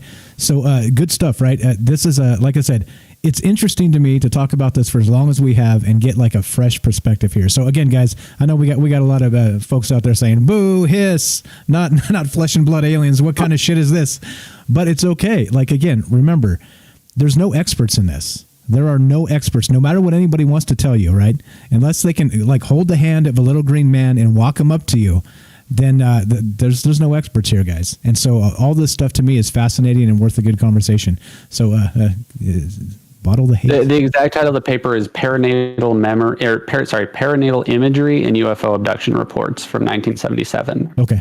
Perfect. Sorry, actually, I'm getting that wrong as well. It's 1984. 84. Maybe it was previously published. Yeah. Okay. Good stuff. Let's see. What other questions do we have? Actually, I got this question for you. So talking about hyperrealism and where we started, what do you, how do I put this without sounding like a knucklehead? Okay. So it's actually gaining traction that, something like the Matrix, even gaining traction in certain circles of academia that Matrix thing is real, and we are actually living in an actual computer simulation. What kind of what's your take on that? Maybe decoupling it from your paper and your thoughts here on hyperrealism, but what do you think the basis of that is, and do you have any thoughts on whether it's real or it's just a type of pipe dream? I mean, I've seen kind of, I've seen various things. I try to stick to the sort of academic view of it. I've seen, I think both the paper that said proof we're living in the simulation, and then another one that said proof we're, not living in the simulation. And I think that for me, at least, trying to stick to this kind of postmodern philosophy, I think that the real simulation, if you will, is the belief that we do or we don't. Just the fact that there are news reports that go around that in popular press that are titled something like, scientists prove that we're living in a simulation, or they disprove that we're living in a simulation, that, that kind of thing within itself, spreading those ideas are just, in practice, just as good as living in a simulation. Because if we all believe that we're living in a simulation and no one can really agree on what reality is, then, we might as well be living in the simulation, because that's just the state of our minds. And at the end of the day, our perception of the world is all that we really have access to. That creeps me out just a little bit. So, but then doesn't that imply at some point that there's no like actual crosstalk, no connection there, or is that to me just no crosstalk between individuals or between? Well, between these realities, between these realities, right? So if we're all our own subjective silo, let's say that I don't know. Like I said, creeps me out just a little bit, but yeah. So no, I think I understand what you're saying. So like, I mean, basically the idea that we don't share a reality, right? If you believe we live in a matrix-like reality, and I believe that we don't, we are both staking our flag in what is real. And by doing this, we fracture the shared sort of agreement of reality. And that's a small example. I'm not saying that that's like a problem to disagree with that. But increasingly, our perception of the real has become more and more fractured. And since the sort of telecommunications, kind of revolution, that has really changed our perception of everything and given us this access to more knowledge than we've ever had before.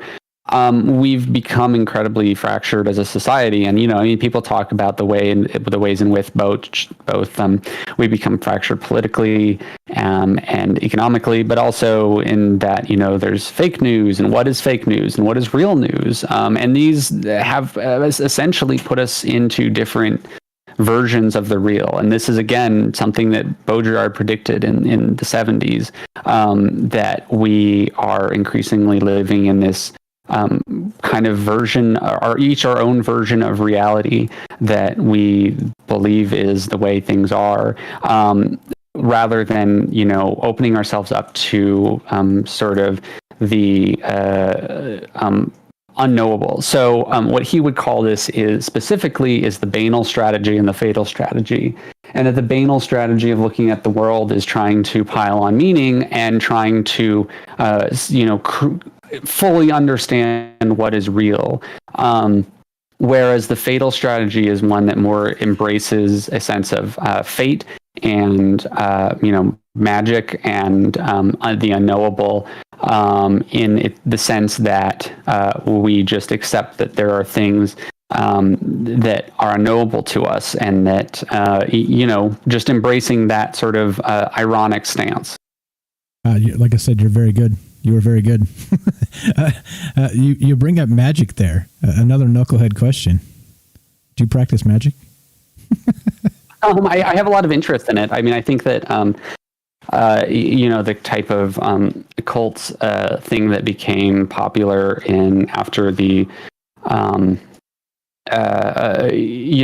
within the 20th century is a way to push back on, this idea of the banal strategy, that things have to be kind of organized and precise and definitive. The thing that I think is really interesting about that, especially compared to the treatment of the UFO phenomenon within these communities, of, on one hand, UFO believers, and I think some overlap, but the community of, sort of magician people that are interested in magic with a K and that kind of thing. And I know there's quite a bit of controversy around that, some of it quite deserved, but I think that there's something interesting there as far as it accepts a sense of cosmic unity that is both exists but is also beyond our comprehension, and that I really do appreciate about it. Yeah, something I didn't expect. I thought you'd just laugh at me. You gave me a good answer. Sometimes. What can I say? Yeah, well, I mean, it's okay to just laugh at me. I do it all the time. Okay.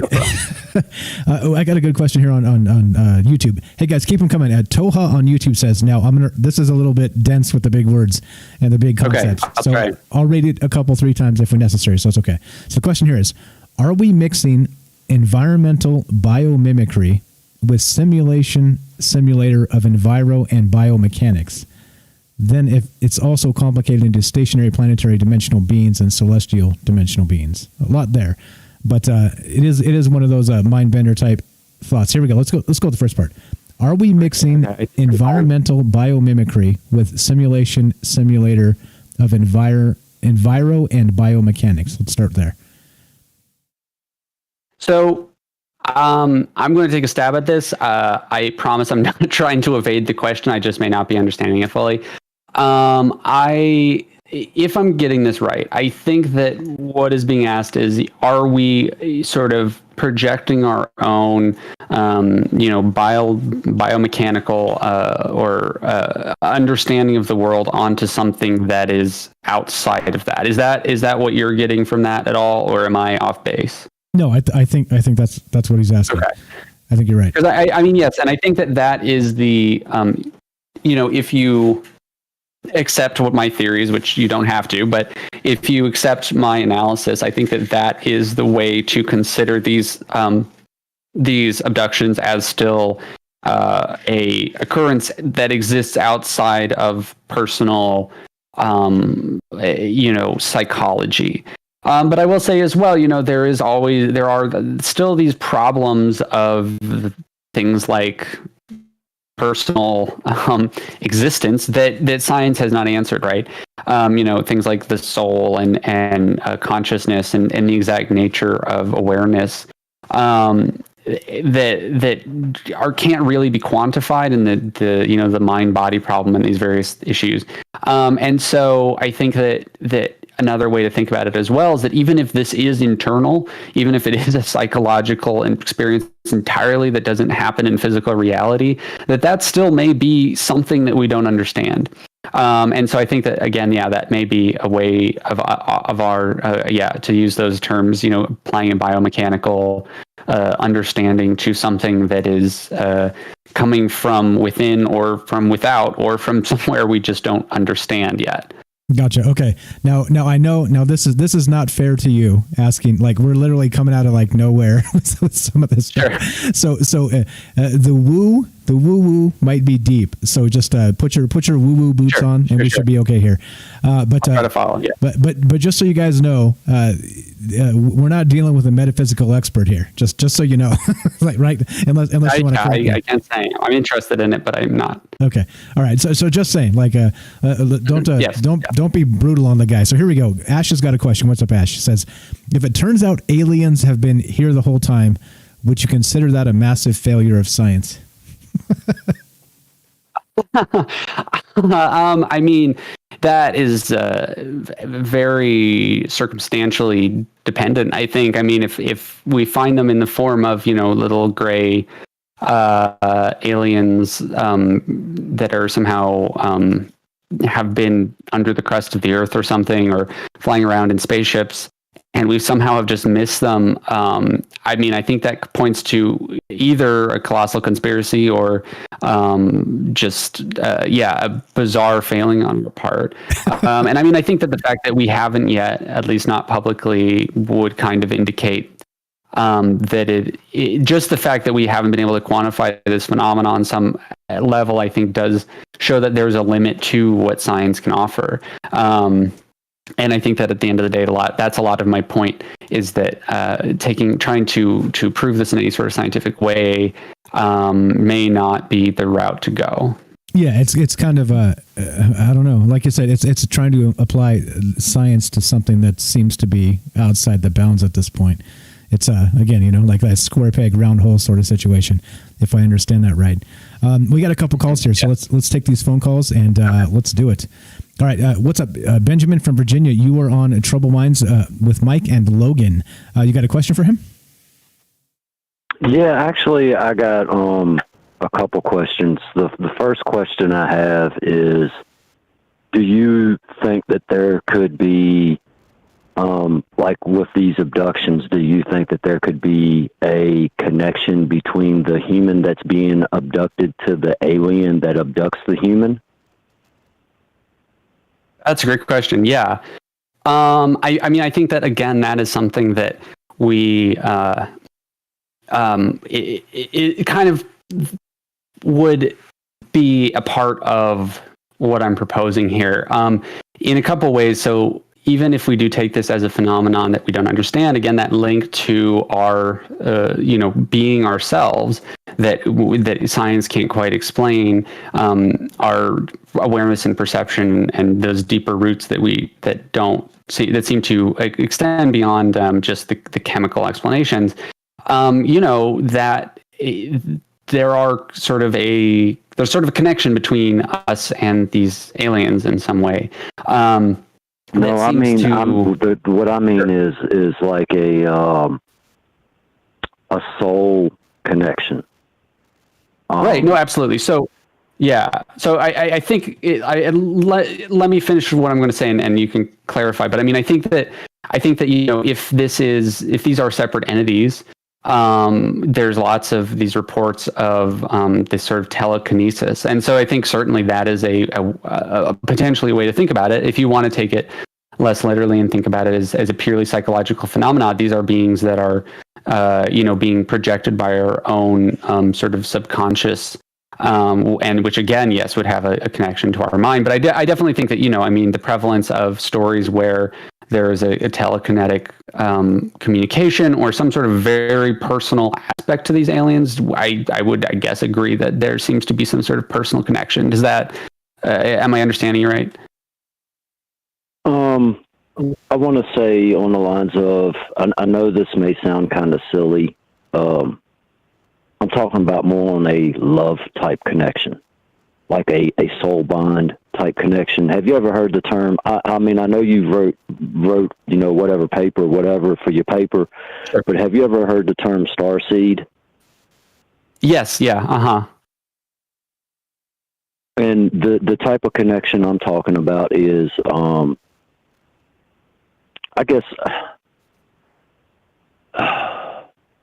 being something before and you were seated here, and could that possibly have something to do with the abductions?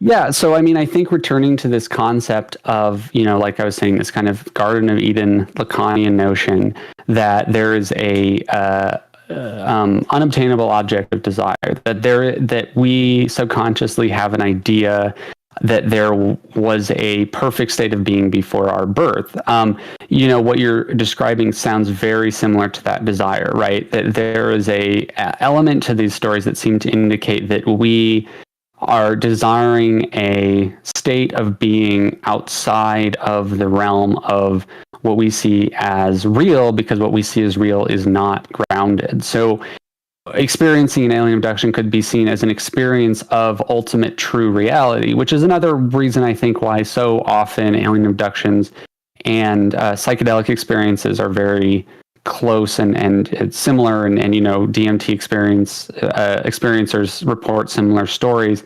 I think it's because it on a similar subconscious level, it strips us down to this perception that we are experiencing a direct reality.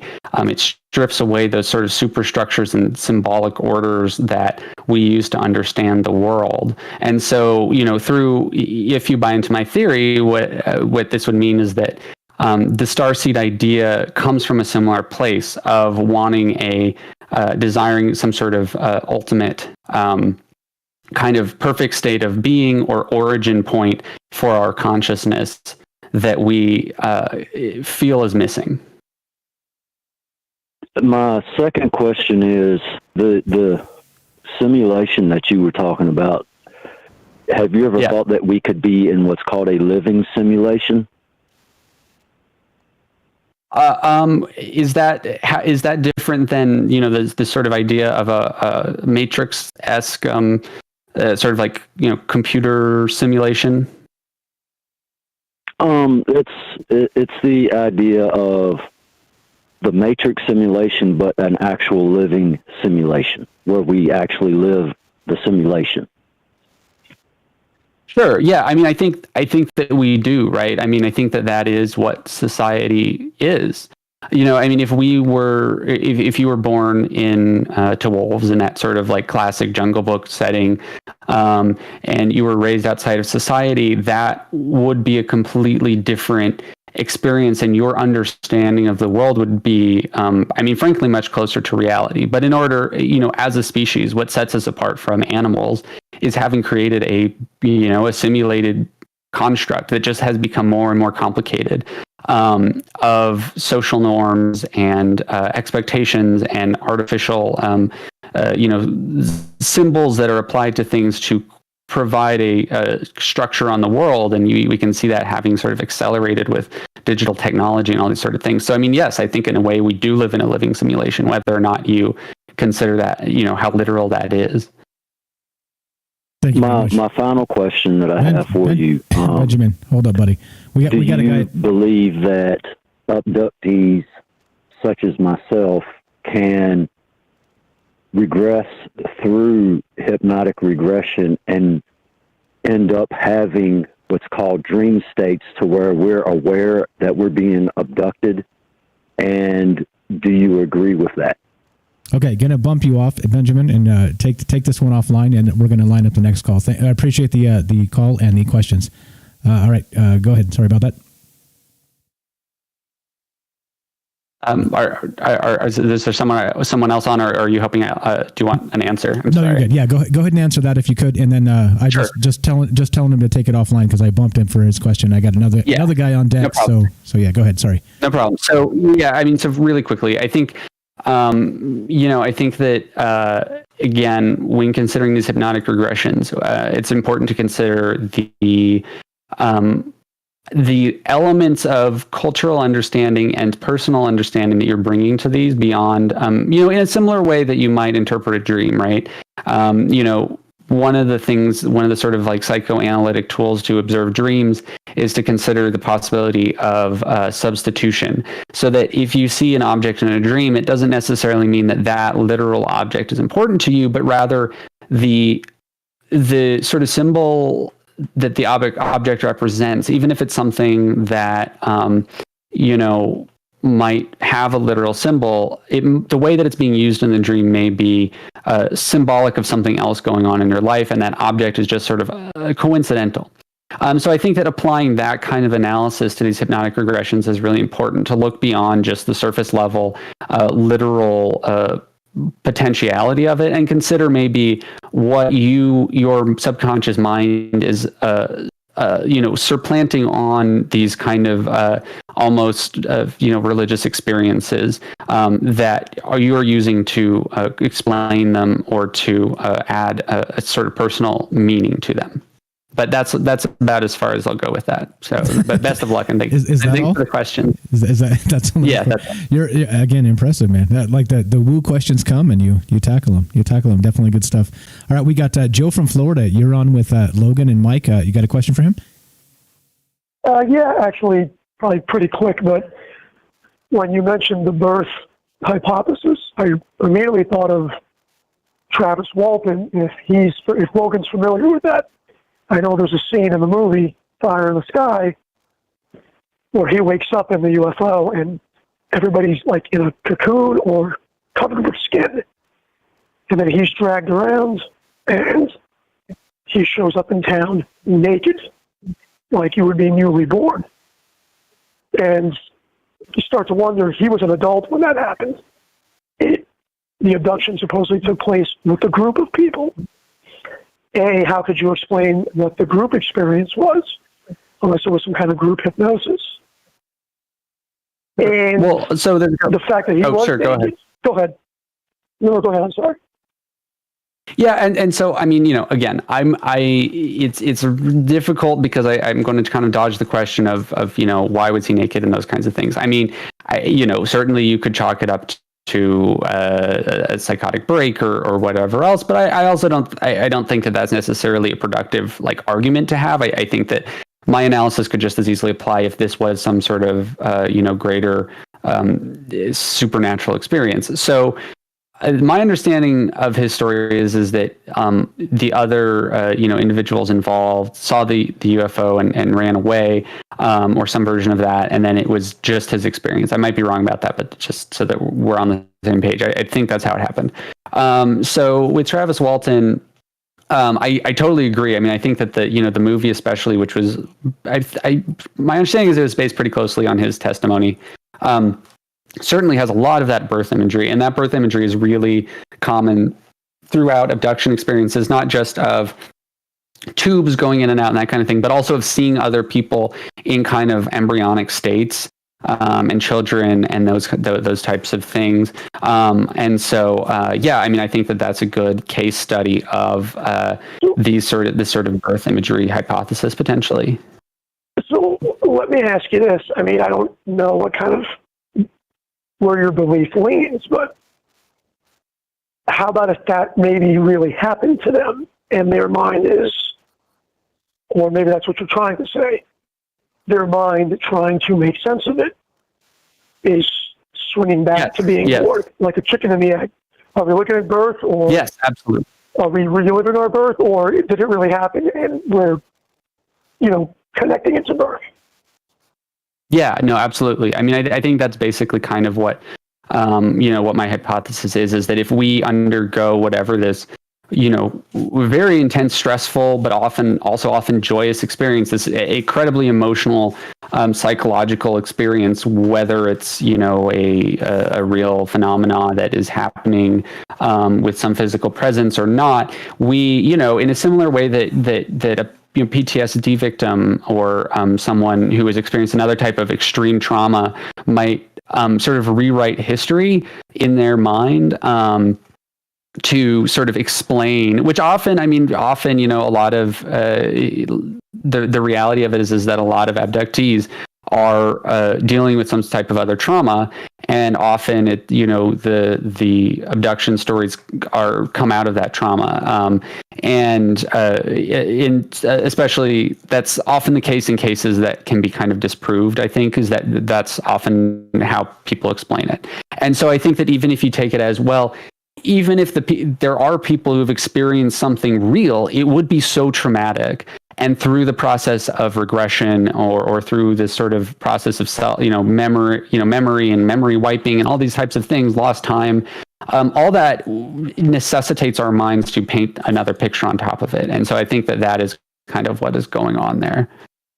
So in my last question, I guess, I had one more, but my last question would be, sure, the case studies or people that you may have interviewed or looked at, if I've read it rather quickly on Baudrillard, how he, I guess, equates these things to paintings. I'm looking at the 4 paintings.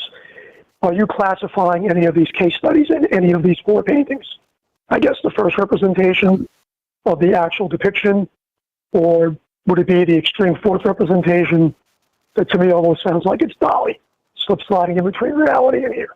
Do you classify anybody when you look at the case? So I mean, I think the thing is with Baudrillard, I think I know what you're referencing.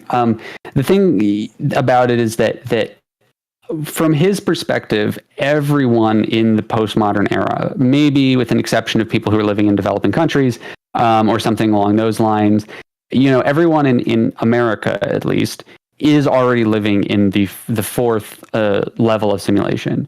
And so that's why these types of things like UFOs become so complicated, is because they sort of exist on yet another level of simulation. But at that point, everything has become so jumbled, and it becomes kind of a feedback loop onto itself that it doesn't really progress further. And so I would say that all alien abductions exist within that 4th layer of simulation of something that is beyond our comprehension, and yet we still and we don't even experience it personally, but we still subsume into our image of reality. Makes sense. So then a good example would be Our Lady of Lourdes might have been a religious town, and whether some of us here might think that they saw a UFO, in Lourdes they believe they saw the Virgin Mary. Right. Yeah. Exactly. And I think that the UFO story is a technological, what I would say, I suppose, really post-religious. And I know that there, plenty of experiencers are religious, but it's more of the idea that there is a post-religious society as an idea that we live in a society dominated by a scientific understanding of the world. And so, yeah, I think in some communities that are religious enough, a similar experience could be explained as a spiritual one, whereas the sort of hyper modern technological, and that's where that sort of Heidegger piece comes in, view of these phenomenon is the way that it is technological and scientific rather than spiritual.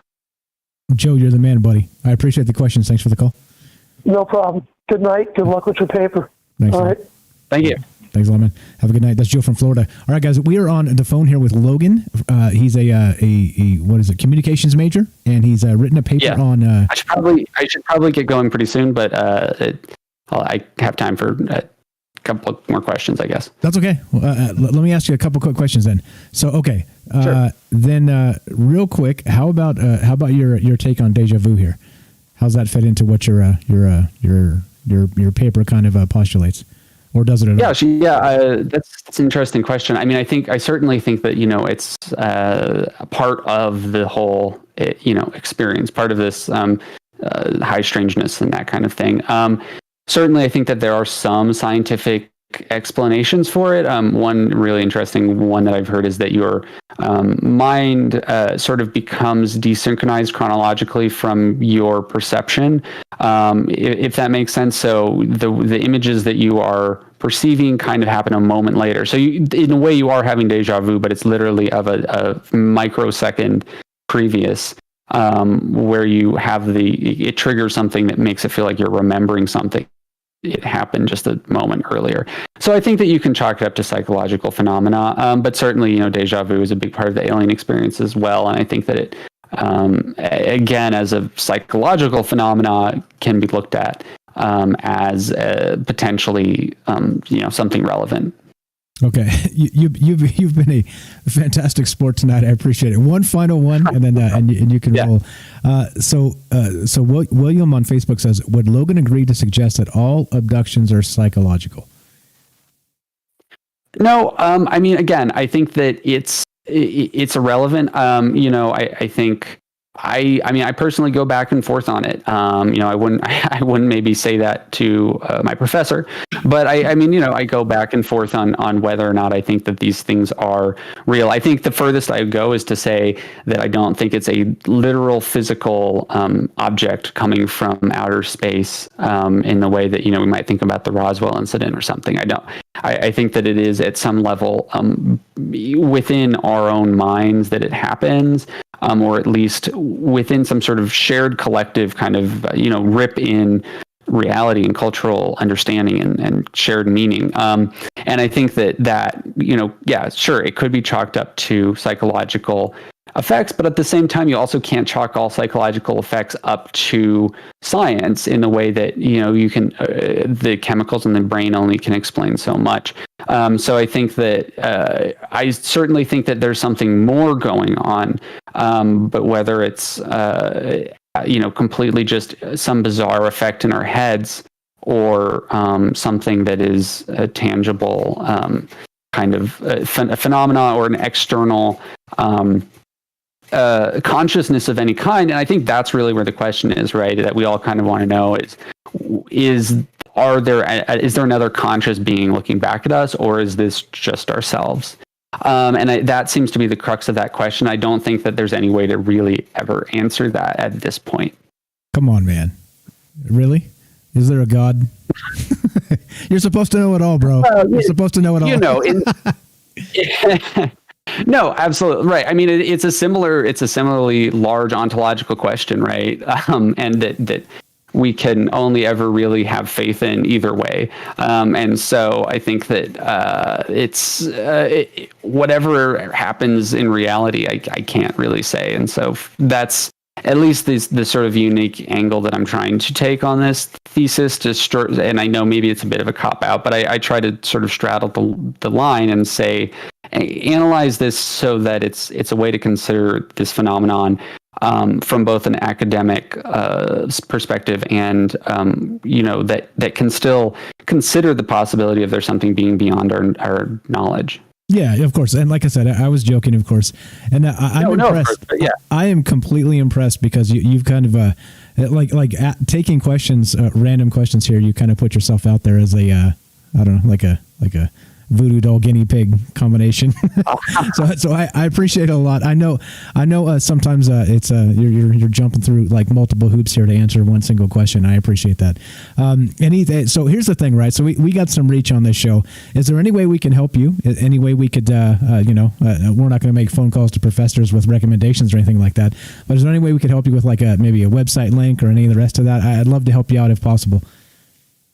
No, if anyone reaches out through you, you know how to reach me. If anyone has a specifically interesting case study or wants to discuss it further or anything, I'm happy to get in contact. I just, with this type of stuff can be sensitive, and I'll be applying for jobs soon and everything. So I'm trying to keep a bit of low cover, but I'm happy for you to put me in touch with people or forward information. But certainly as well, if anyone has recommendations for other research out there that's relevant, or other specific stories that sound relevant, or responses that might prove me wrong, I'm open to it. So. Okay, I appreciate that. So again, I can't thank you enough for being on the show tonight. Opened my eyes to a lot of things, which again is the whole point. It's the whole point of this conversation and why we do this. And do me a really, really large favor. I'm going to tell you this. I always say this to folks that are fantastic, and everybody we have on the show is fantastic. So just FYI, we don't get scrubs on this show. You're welcome back anytime, and please continue thinking about UFOs, man. Like we need to. Certainly. Hopefully, I'll have a bit more of a detailed analysis at the end of the next 3 months of maybe some specific cases that I could come on and discuss. Yeah, definitely. So, like I was saying, keep your eyes to the sky, keep your mind in the clouds or wherever in the multiverse or wherever it happens to be, man, because it's important. I think the rest of us need to hear it. You've kind of brought a fresh perspective to the show, and once again, thank you so much. Yeah, thank you. Appreciate it. Logan, there you go. And hopefully we'll get Logan back on the show in short order when he's actually written his full paper here. I'm not sure he's bounced off. But okay, so if you guys have comments on this or you want to be part of the show, you know what to do. You can dial the phone number and we can continue talking about this and everything else. 702-957-1037. We had some Betty and Barney Hill on deck and some Travis Walton. I'll read some of that, and we can go into some of those and maybe try and apply these concepts to that as a the birth, that whole bit, right? The being torn out of the womb with a C-section type situation, or something else entirely, right? Like there's a lot of really good stuff here. And what did you guys think? Like I said, he was kind of opened my eyes to a lot of different things. I think we definitely good stuff. William Mitsup says, in his writing his thesis, was there ever a point where he decides to drop his academic side and look to these cases as they were? And so I think you can answer that just by him being interested in Dr. David Jacobs when we brought that up. He was like, okay, wait, who is that? Let me look and let me write this down. So I think he's probably still in that. I think he's probably still in that phase of discovery, just like we all are, right? I mean, you can't really. I'm not trying to speak for the guy, but I think just as his actual take on what we were talking about in the past here was pretty good stuff. Pretty good stuff in my opinion. All right, so here we go. What else? If you guys want to be part of the show and talk about any of the rest of this, you know what to do. 702-957-1037. I'm going to bring up some just to kind of round this out. We talked a little bit about Betty and Barney Hill, and then also a little bit about Travis Walton. So I'm going to bring those stories up to kind of as a refresher and talk about them in a little bit. I got a couple articles up.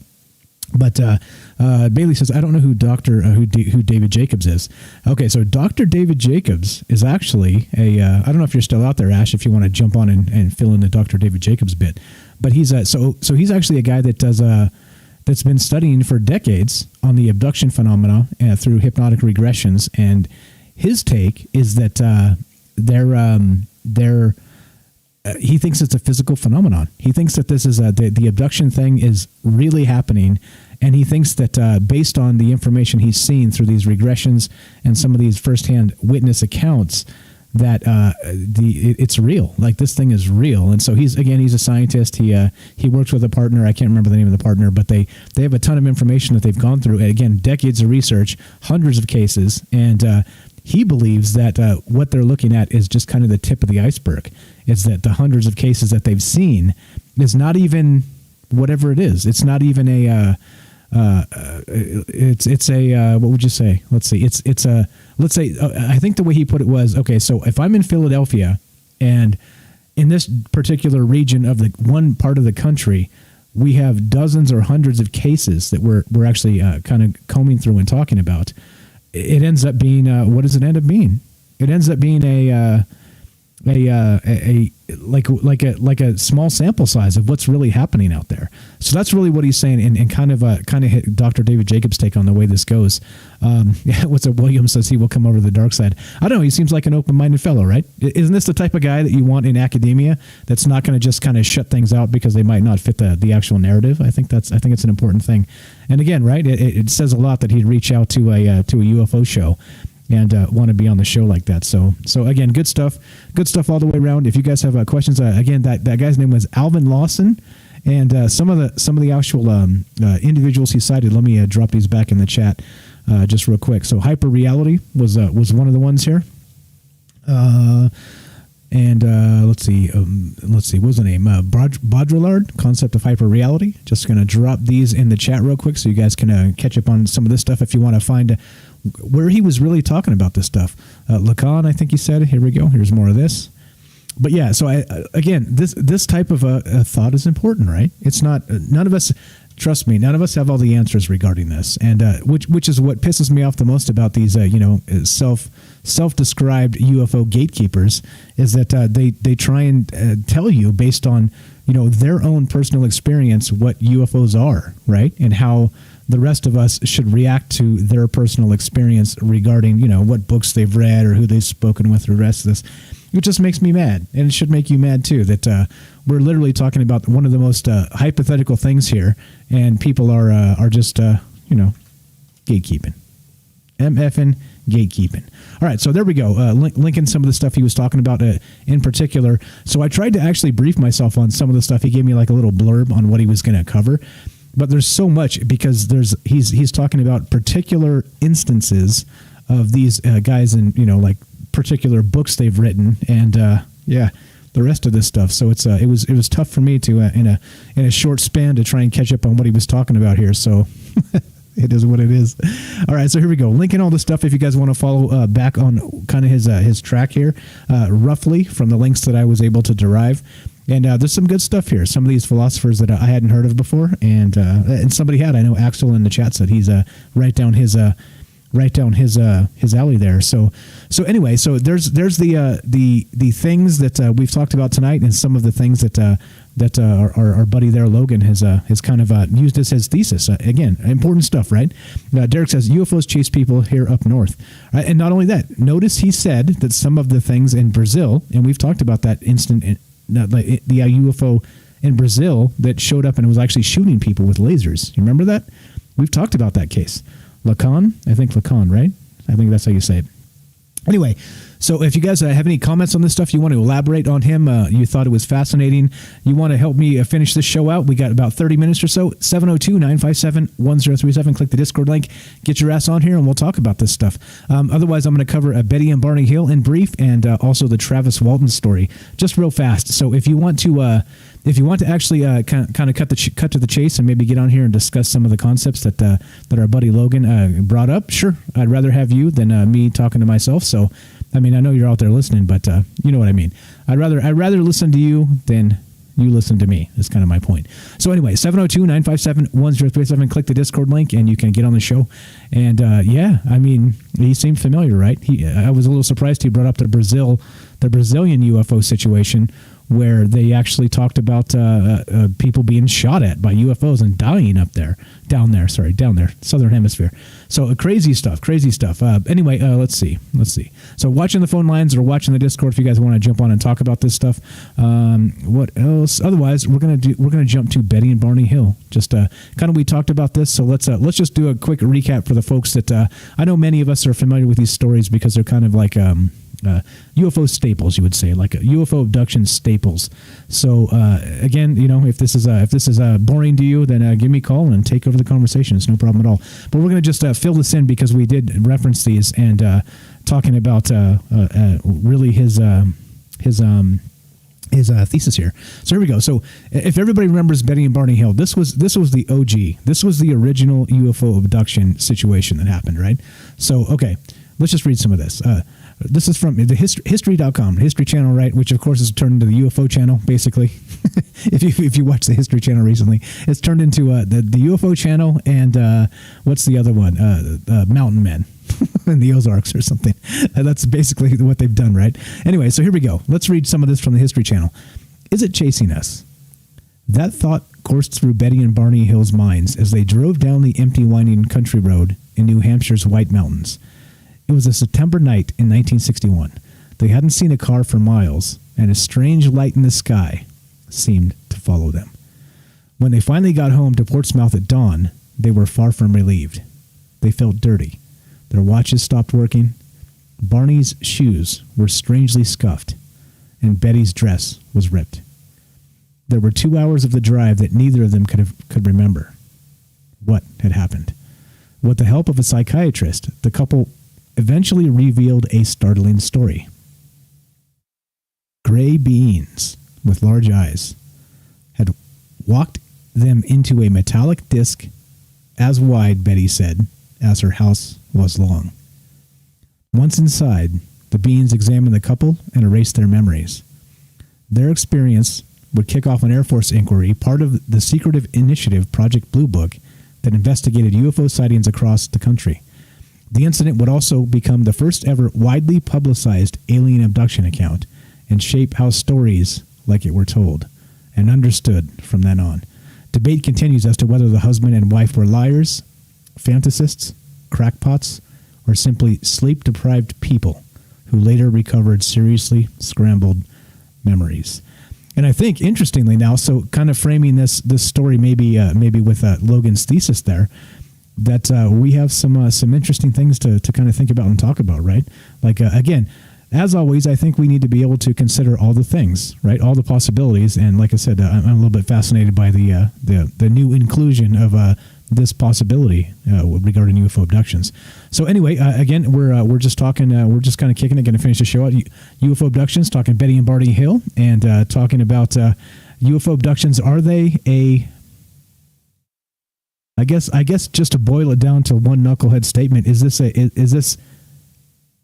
a figment of our imagination? Is it burned into our brain through anxiety, through the crisis of birth, whether it be a regular traditional birth or whether it be a C-section, like we talked about earlier on? Some crazy stuff here, right?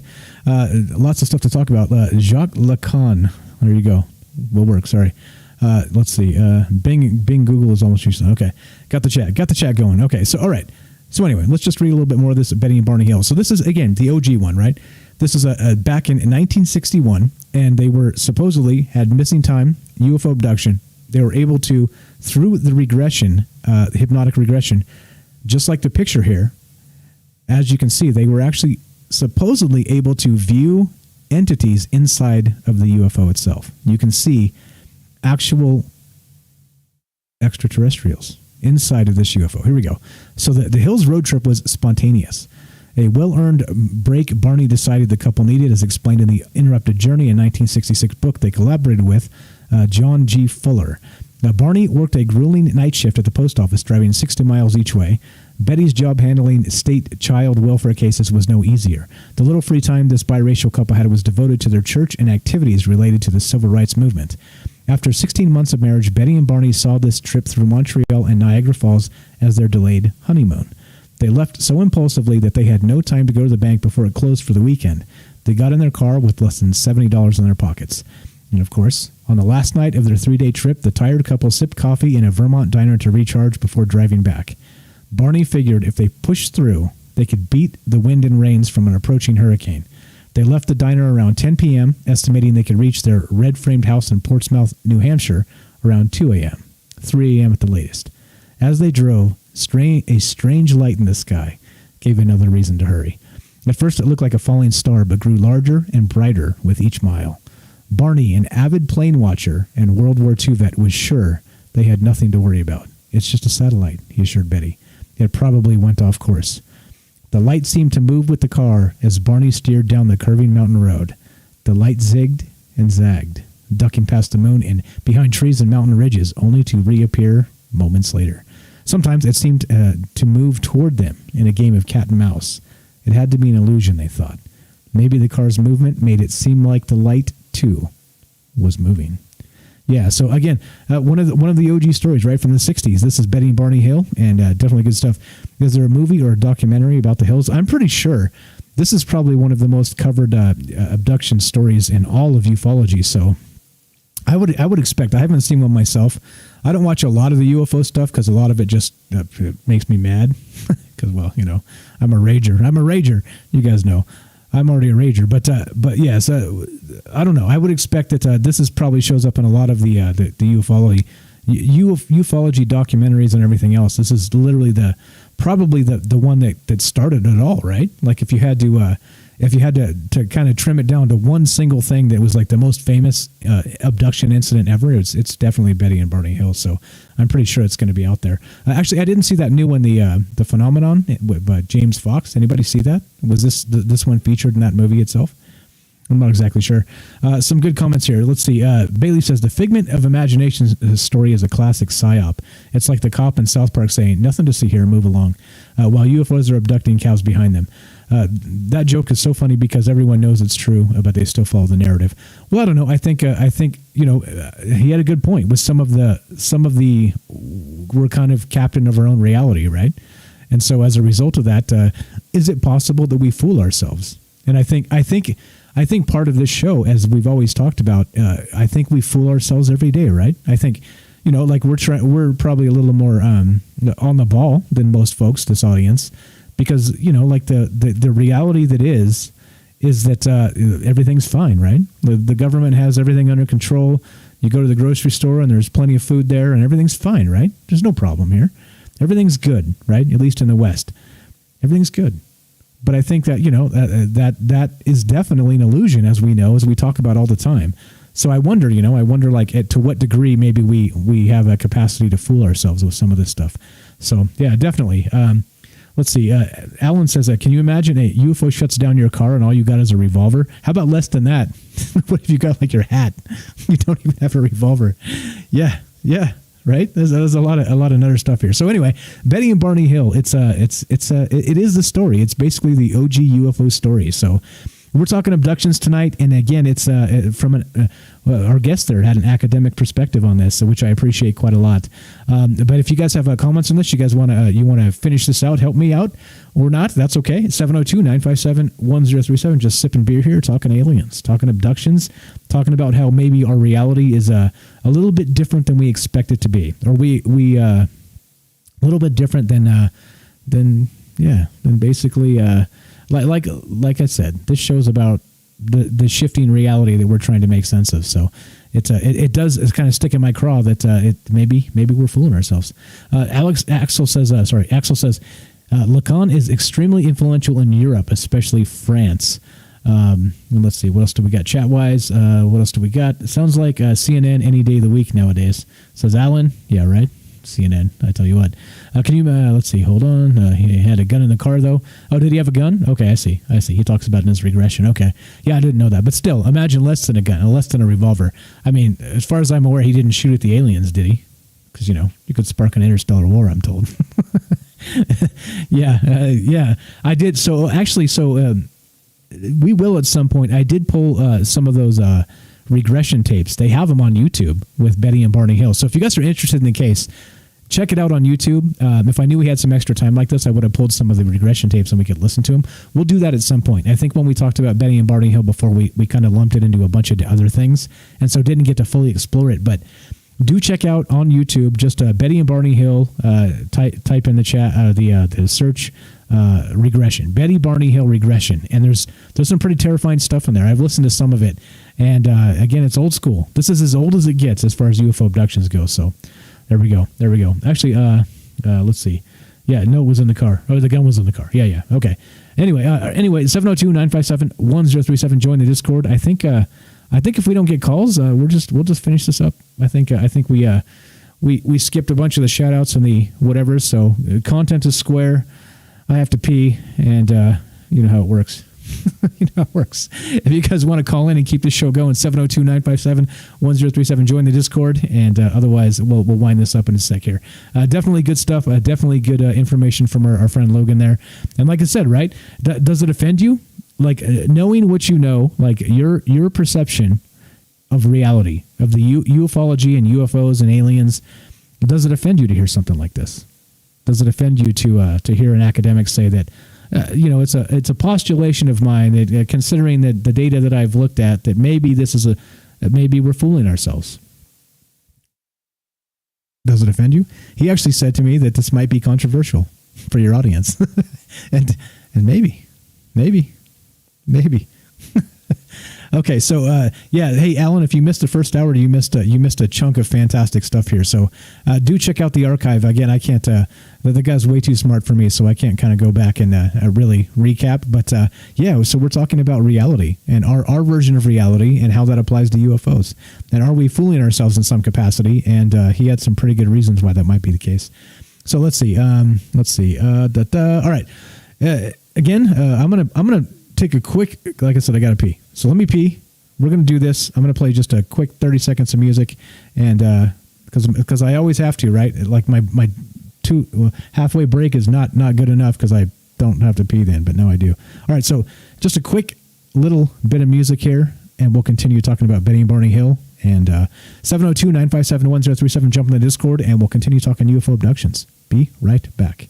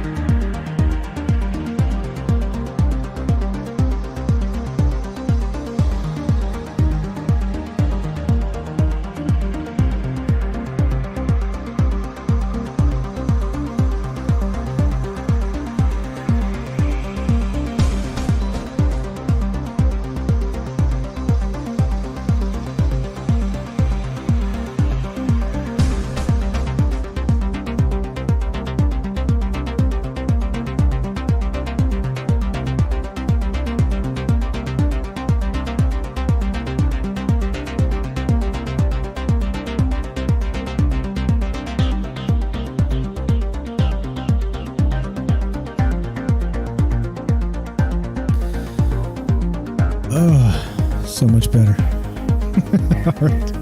All right.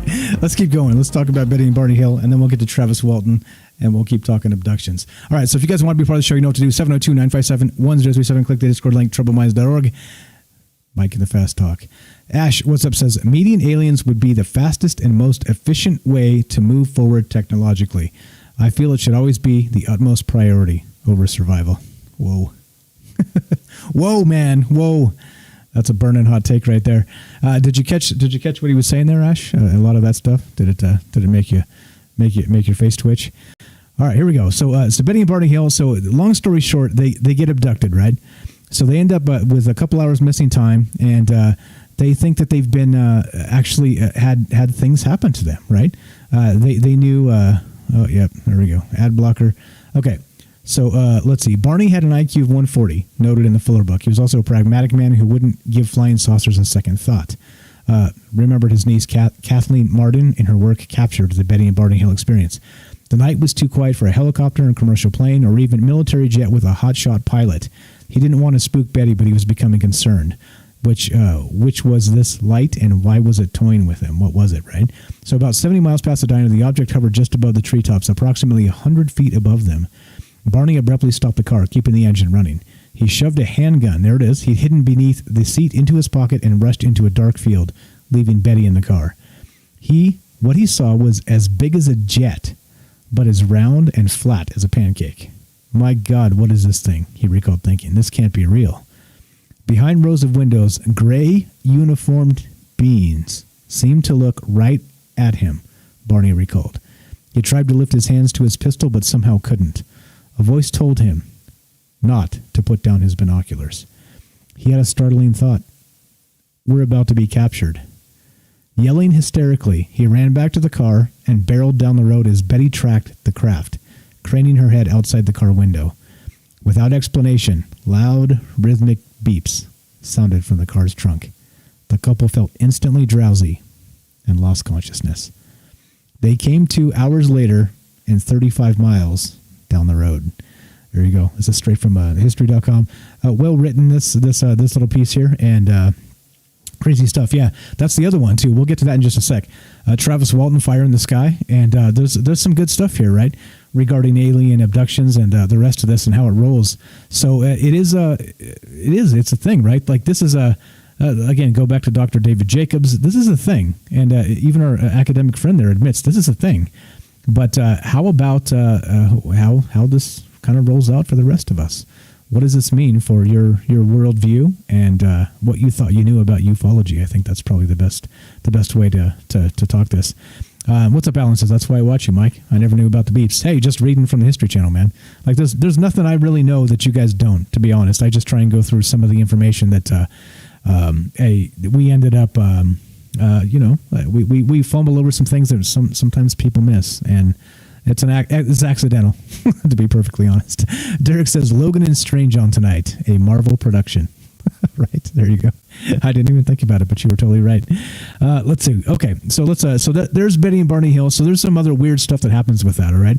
So they've got missing time. There's the abduction thing. They go through some hypnosis, some hypnotic recession, like we said, and then they end up. What do they end up doing? They end up basically saying and thinking that they've been abducted. That they've actually been in contact with extraterrestrials, and they end up knowing some information about things they shouldn't, right? Like this is like, anybody seen K-Pax?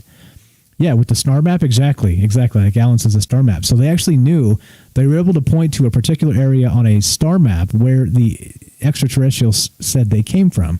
And at the time, just like K-Pax, right? If you guys seen that movie with Kevin Spacey, who's been canceled because he's a sexual predator, but I laugh because it's not funny. Because that's when you laugh, right? If you always laugh when it's funny, then when you don't laugh, it's dour. But I'm telling you, when I laugh, it's not funny. It is not funny. Okay, so anyway, yeah. So there's a particular star map. Betty and Barney Hill were actually able to draw, and I can't remember if it's Zeta Reticuli or one of the other ones, but. Before our astronomy actually had verified this was a possible thing, a binary star system or something like this, right? So I know the details are a little bit foggy. So Definitely crazy stuff. Definitely crazy stuff again. So read this if you guys have not. This is, again, from History Channel, Betty and Barney Hill. Do check it out. Good information here. And we will at some point go back and do this and go through it in depth and listen to some of the tapes from Betty and Barney Hill and their regressions, because it's fantastic. All right, so let's go to, real quick, as a brief end to this, let's go to Travis Walton. And this is, everybody knows this movie, Fire in the Sky.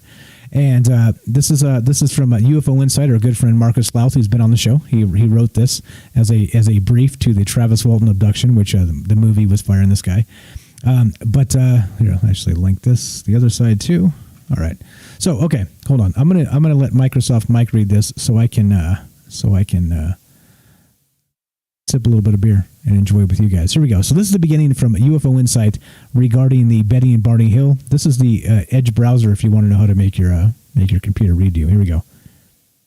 Apparent alien abduction of, then, 22-year-old Travis Walton in the winter of 1975 is perhaps one of the most well-known of such encounters.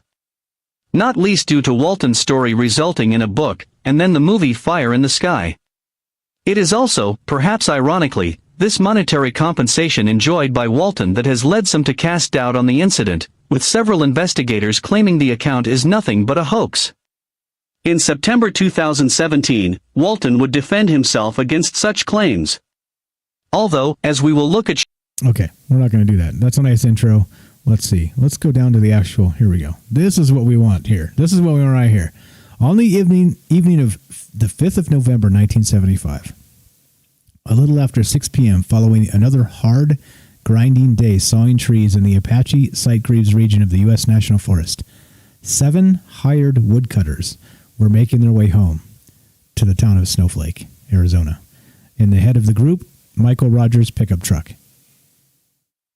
As they chatted among themselves, the men, the aforementioned Rogers and Walton, along with Ken Peterson, John Goulette, Steve Pierce, Alan Dallas, and Dwayne Smith, suddenly noticed a strange glow coming from the woodland that hugged the side of the road.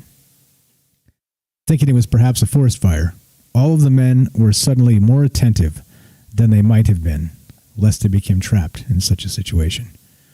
According to MUFON's report of the incident, we've talked quite a lot about MUFON, but as they approached the hill in the road where the light was coming from, they suddenly saw a large silver disc hovering over a clearing in the roads. It glowed brightly, lighting up the patch of ground underneath it.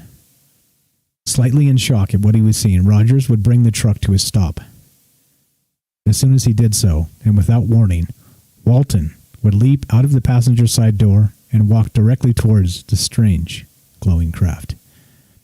Not hearing or listening, not listening to the rest of the woodcutting crew who were pleading and demanding he return to the truck, Walton continued on until he was standing directly underneath the mystery object. Then, strange, mechanical, turbine-like noises began to fill the air. At the same time, the craft began to wobble, still in its hovering position. Walton, perhaps now sensing something was about to happen, stepped back slightly and slowly began to back away. Then came the beam of blue-green light. So according to the reports of UFO researcher Jerome Clark, the witnesses from that vantage point inside the truck witnessed a blue-green beam strike Walton square in the chest. This caused him to rise a foot in the air, his arms and legs outstretched, and shoot back stiffly some 10 feet. During this, Walton remained within the glow of the craft's light.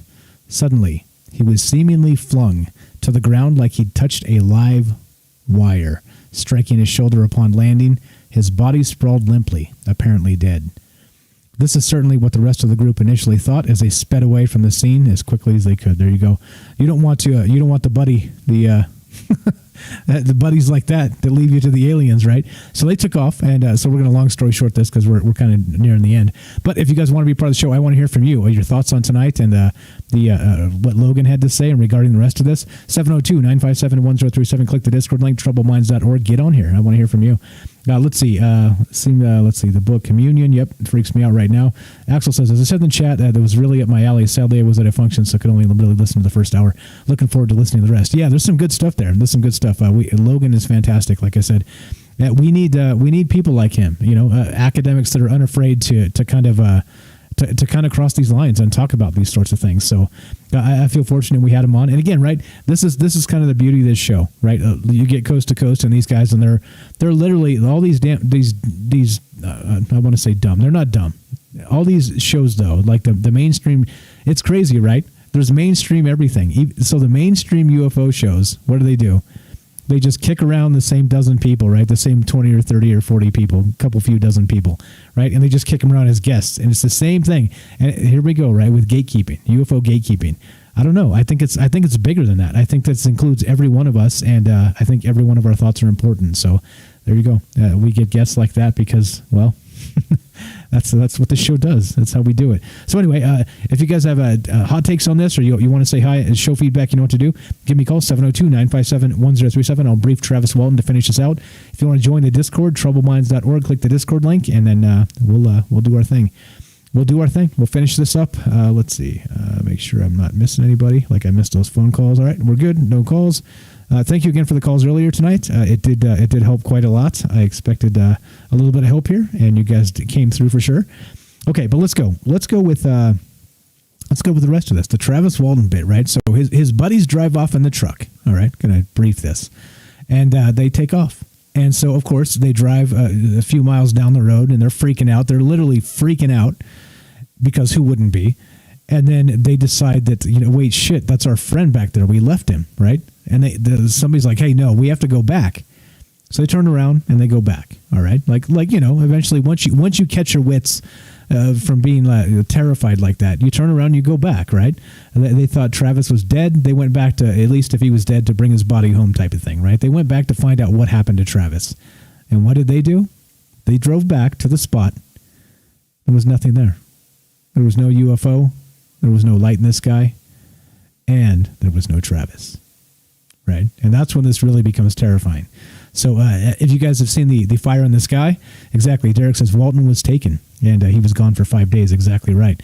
And so this is where the terrifying stuff starts to happen, right? So now there's like the missing persons investigation, and they're looking at these guys for murder and some other stuff. What really happened to Travis? And they're all telling the same story of, hey, this light in the sky took him, right? Like, we went back and he wasn't there, right? And they're like, yeah, sure, right? Like you would expect cops to be. But so this is, again, when the terrifying stuff happens, he ends up, if you've seen, actually, hold on, do I have this? There's a really cool part. Fuck, where is this? Okay, hold on, give me just a second here, because there's actually a thing where they reenacted what happened to Travis Walton on this little film, and it's fantastic. It's like 5, 7, 8 minutes. It's short, but it's exactly as he describes it, and it's definitely worth watching. So hold on, let me see if I can find this. Where did I put this link? Damn it! See, if I was super pro, I'd have had this and been prepared. But I'm just I'm just me. All right, here we go. Let's go. Let's find this. So anyway, okay. So he describes a huge. Okay. So he's taken, right? He's taken. And so what happens to him during this, which we will not describe, but there's a huge investigation going on, right? With everything else, with the they don't believe his folks, right? His woodcutting crew, because of course it seems like classic murder investigation, right? We got a missing dude. They're all making up this bullshit story, all the rest of this stuff. Let's see, where is this? Did I have this? I have so many damn bookmarks in so many places. Let's see. Hold on. It's amazing. Damn it. Okay. Anyway, I'm going to find this and I'll link it. I'll link it to the show addendum here and the links that we talked about tonight, because it is critical. If you haven't seen this, it's probably the best representation of what happened to Travis Walton that I've ever seen. And let's see if I can game the search engine here. Let's see. Hold on. Nope. Okay. Whatever. Okay, whatever. Anyway, you guys get the point. It's really good. When I find it, we'll watch it, regarding Travis Walton. And basically, so this is what happened to him when he was on the craft. All right. So he wakes up, and they're next to him are what appear to be 2 or 3, I believe it is, doctors. Okay. And he thinks they're humans. And so he's like kind of strapped down to this bed, and he's like, clearly confused, like, what happened? Where am I? And then the doctors or whatever they are, he thinks they're human. They step away from him as he comes to, because he's supposed to be unconscious. And then they come back into his view as they kind of stepped out into, as his view is hazy because he's just coming to. When they step back, he sees that they're not human at all. When he sees that they're gray aliens, and he starts to freak out, and he like jumps up out of this seat, right? Like he's on this kind of strapped to this bed. He like forces his way out, and these aliens start to get agitated. They back up, they kind of move in and out and staring at him, and then as he kind of backs up and smashes into the wall behind him, they turn and they walk out the door. Okay, so they leave him there, and he's like, "What the hell is going on right now?" So he's like he's at his wit's end. He's freaking out, and the aliens walk out the door to the left, and then they turn down the hallway to the right. All right, he sees them do this, and so he steps out into the hallway, and he knows they went right, so he turns left. So he goes left down the hallway, ends up in another room, and there's a chair, and he's looking at the chair as he comes in, and it's like a tall back chair, and he's wondering if there's somebody sitting in it, and he walks closer. And he tries to lean around and get a look to see if there's anybody in the chair. And finally he gets around the corner, and there's not anybody there. And so he's confused. He's like, what the hell is going on? He's obviously in like a technological terror, which you might call a UFO, not earthly. And so he ends up going back out, down the hallway, not toward the aliens, away from them again. And he eventually runs into what appears to be a human being standing there. And so he's so relieved to see a person. He's like, okay, wait a minute. Thank you. Please save me. Help me. And this person is like in a spacesuit. And it looks at him and doesn't say a word. It's almost like this entity cannot speak. But then it grabs his arm and motions him to follow. And so he follows this individual, which appears to be human. As far as he's aware, in his memories, it is human. And it leads him down to this deck, like this flight deck, where he sees clearly around him that there's like he's in a huge UFO of some sort, and there's a kind of like a hangar deck, and there's smaller UFOs parked in this thing. And he goes down there, he's talking to this human, save me, help me, all the stuff you would expect, right, when you're freaking out. And the human doesn't ever really help him. And I can't remember the rest. So anyway, here we go. If you guys want to help me finish this out, but that's how it went. If I can find this, I'll play it. If you want to give me a second, I'll play some music and go find it, because it's amazing. It's absolutely amazing. UFO Jesus tweeted it maybe 10 days ago, 2 weeks ago. It's on his timeline, so I can go dig out and find it. But it's amazing, right? So somebody recreated this exact experience that Travis Walton had, as he explained in his hypnotic regression on the abduction. And so it turns out, so eventually he blacks out again, and then he wakes up 5 days later and he's naked, right? Just like Joe said when he called in. And so he crawls his way to a payphone, makes a phone call, and yeah, this is crazy. This is crazy stuff. Derek says the aliens are so scary in that movie. I agree. I agree. Let's see. Alan says, I think it's becoming harder to separate UFOs, politics, and religion as separate things. They're slowly blending. And I think maybe you're making the point that our boy was making, right? Logan. Alan continues, it's hard to even talk about one without talking about at least one of the others more and more. I don't know. I think that's part of why we, part of the situation, and why that kind of ends up what it is, right? We end up trying to blend our realities, and the political narrative, right? And if you think about it, like the political narrative is a phony reality. It's like what they want you to believe, right? Like everything has to be framed in terms of the yes or no politic, instead of like the actual reality that we perceive as non-politically powerful people. So yeah, I mean, I think maybe there's a blending of that. I think it all kind of fits. What's up, Matthew? I see you there in chat, and we're done. This is finished. Again, I'm yammering on here. We will at some point, remind me, we'll pull up that Travis Walton video. It's freaking terrifying, right? Like, this is what he remembers. So they recreated this video. They had him on a particular show, and they showed him this video, And he said, yeah, that's kind of pretty much exactly like I remember it. So they took it and based on his testimony, and they recreated this, and that, as I described, pretty crazy stuff. Coke or Pepsi? What's up, buddy? Exactly. Coke or Pepsi. That's the reality we live in. It's terrible. But okay, so as we finish, this is done. I hate to yammer on kind of aimlessly here at the end, but it is what it is. If you guys you want more of this, or you want less of this, or you just want me to shut the fuck up, just tell me. I'll do that too. It's okay. I understand. I get sick of me too sometimes. But okay, here's the thing. We have a new show. It's called, we've decoupled the news from this show, and it's called Conspiracy News with Michael Strange. Please check it out. We stream on Twitch 5 days a week. That's right, 5 days a week, live shows on Twitch. Very similar to this. They're just short form, maybe 12 to 15 news stories. We kind of go over these things and talk about their implications and why the mainstream media dodges them. And that's what the show's about. It's kind of like the old news segments we did on this show. But it's 5 days a week there. If you want to follow us on Twitch, please do. You can find the podcast It Gets Ripped to right there on troubledminds.org, the official website. All that stuff. Tons of content coming at you guys. Like I said, sometimes you're on, sometimes you're not. And I feel like the last half here I could have been a little more prepared, but we're okay. So yeah, do check out Twitch. You can find the Twitch link at troubledminds.org. It's right on the top. The actual podcast is about halfway down the page. You can find it there. So it gets we stream it live on Twitch. It gets ripped audio form, and then also uploaded to YouTube 24 hours later, because Twitch has like an exclusivity of 24 hours when you monetize over there. And also, if you want to help us out, if you want to send a couple bucks our way, and even without even spending any of your own money that you haven't already spent, if you link your Amazon Prime account to your Twitch account, they give you a subscription monthly that you could sub up to a particular streamer. And I hope I'm your favorite streamer. Then all you do is go to Twitch, link the two accounts, and then you can sub up for free. And it sends me a couple bucks, and it doesn't cost you a damn thing extra. So pretty good stuff there. So all that's what's up.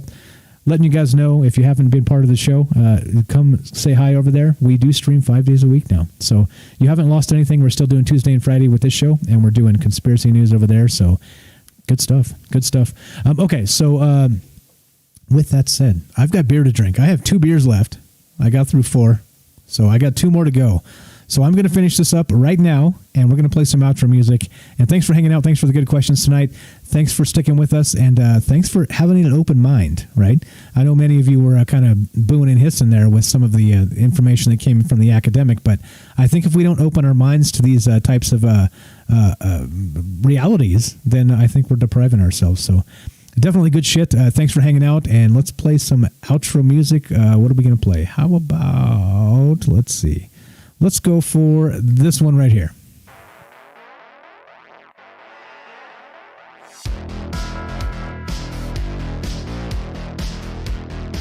All right, we're done. Troubled Minds Radio. I'm Michael Strange. What's up? All right.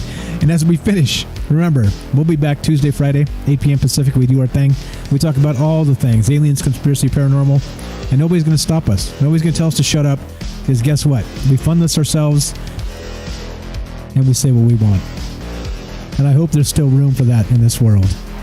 Because as long as there is, we're going to keep doing it. We're going to keep doing it. But okay, so, we will be live tomorrow, 4 p.m. Pacific on Twitch.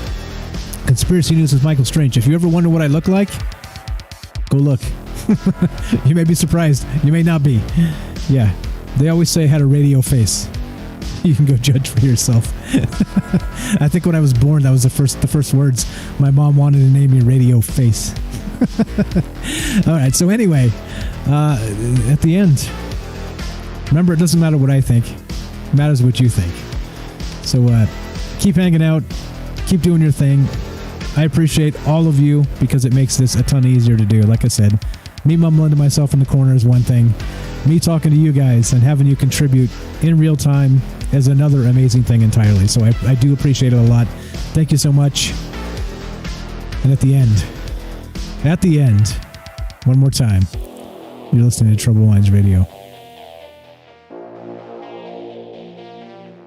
And I'm your host, Michael Strange.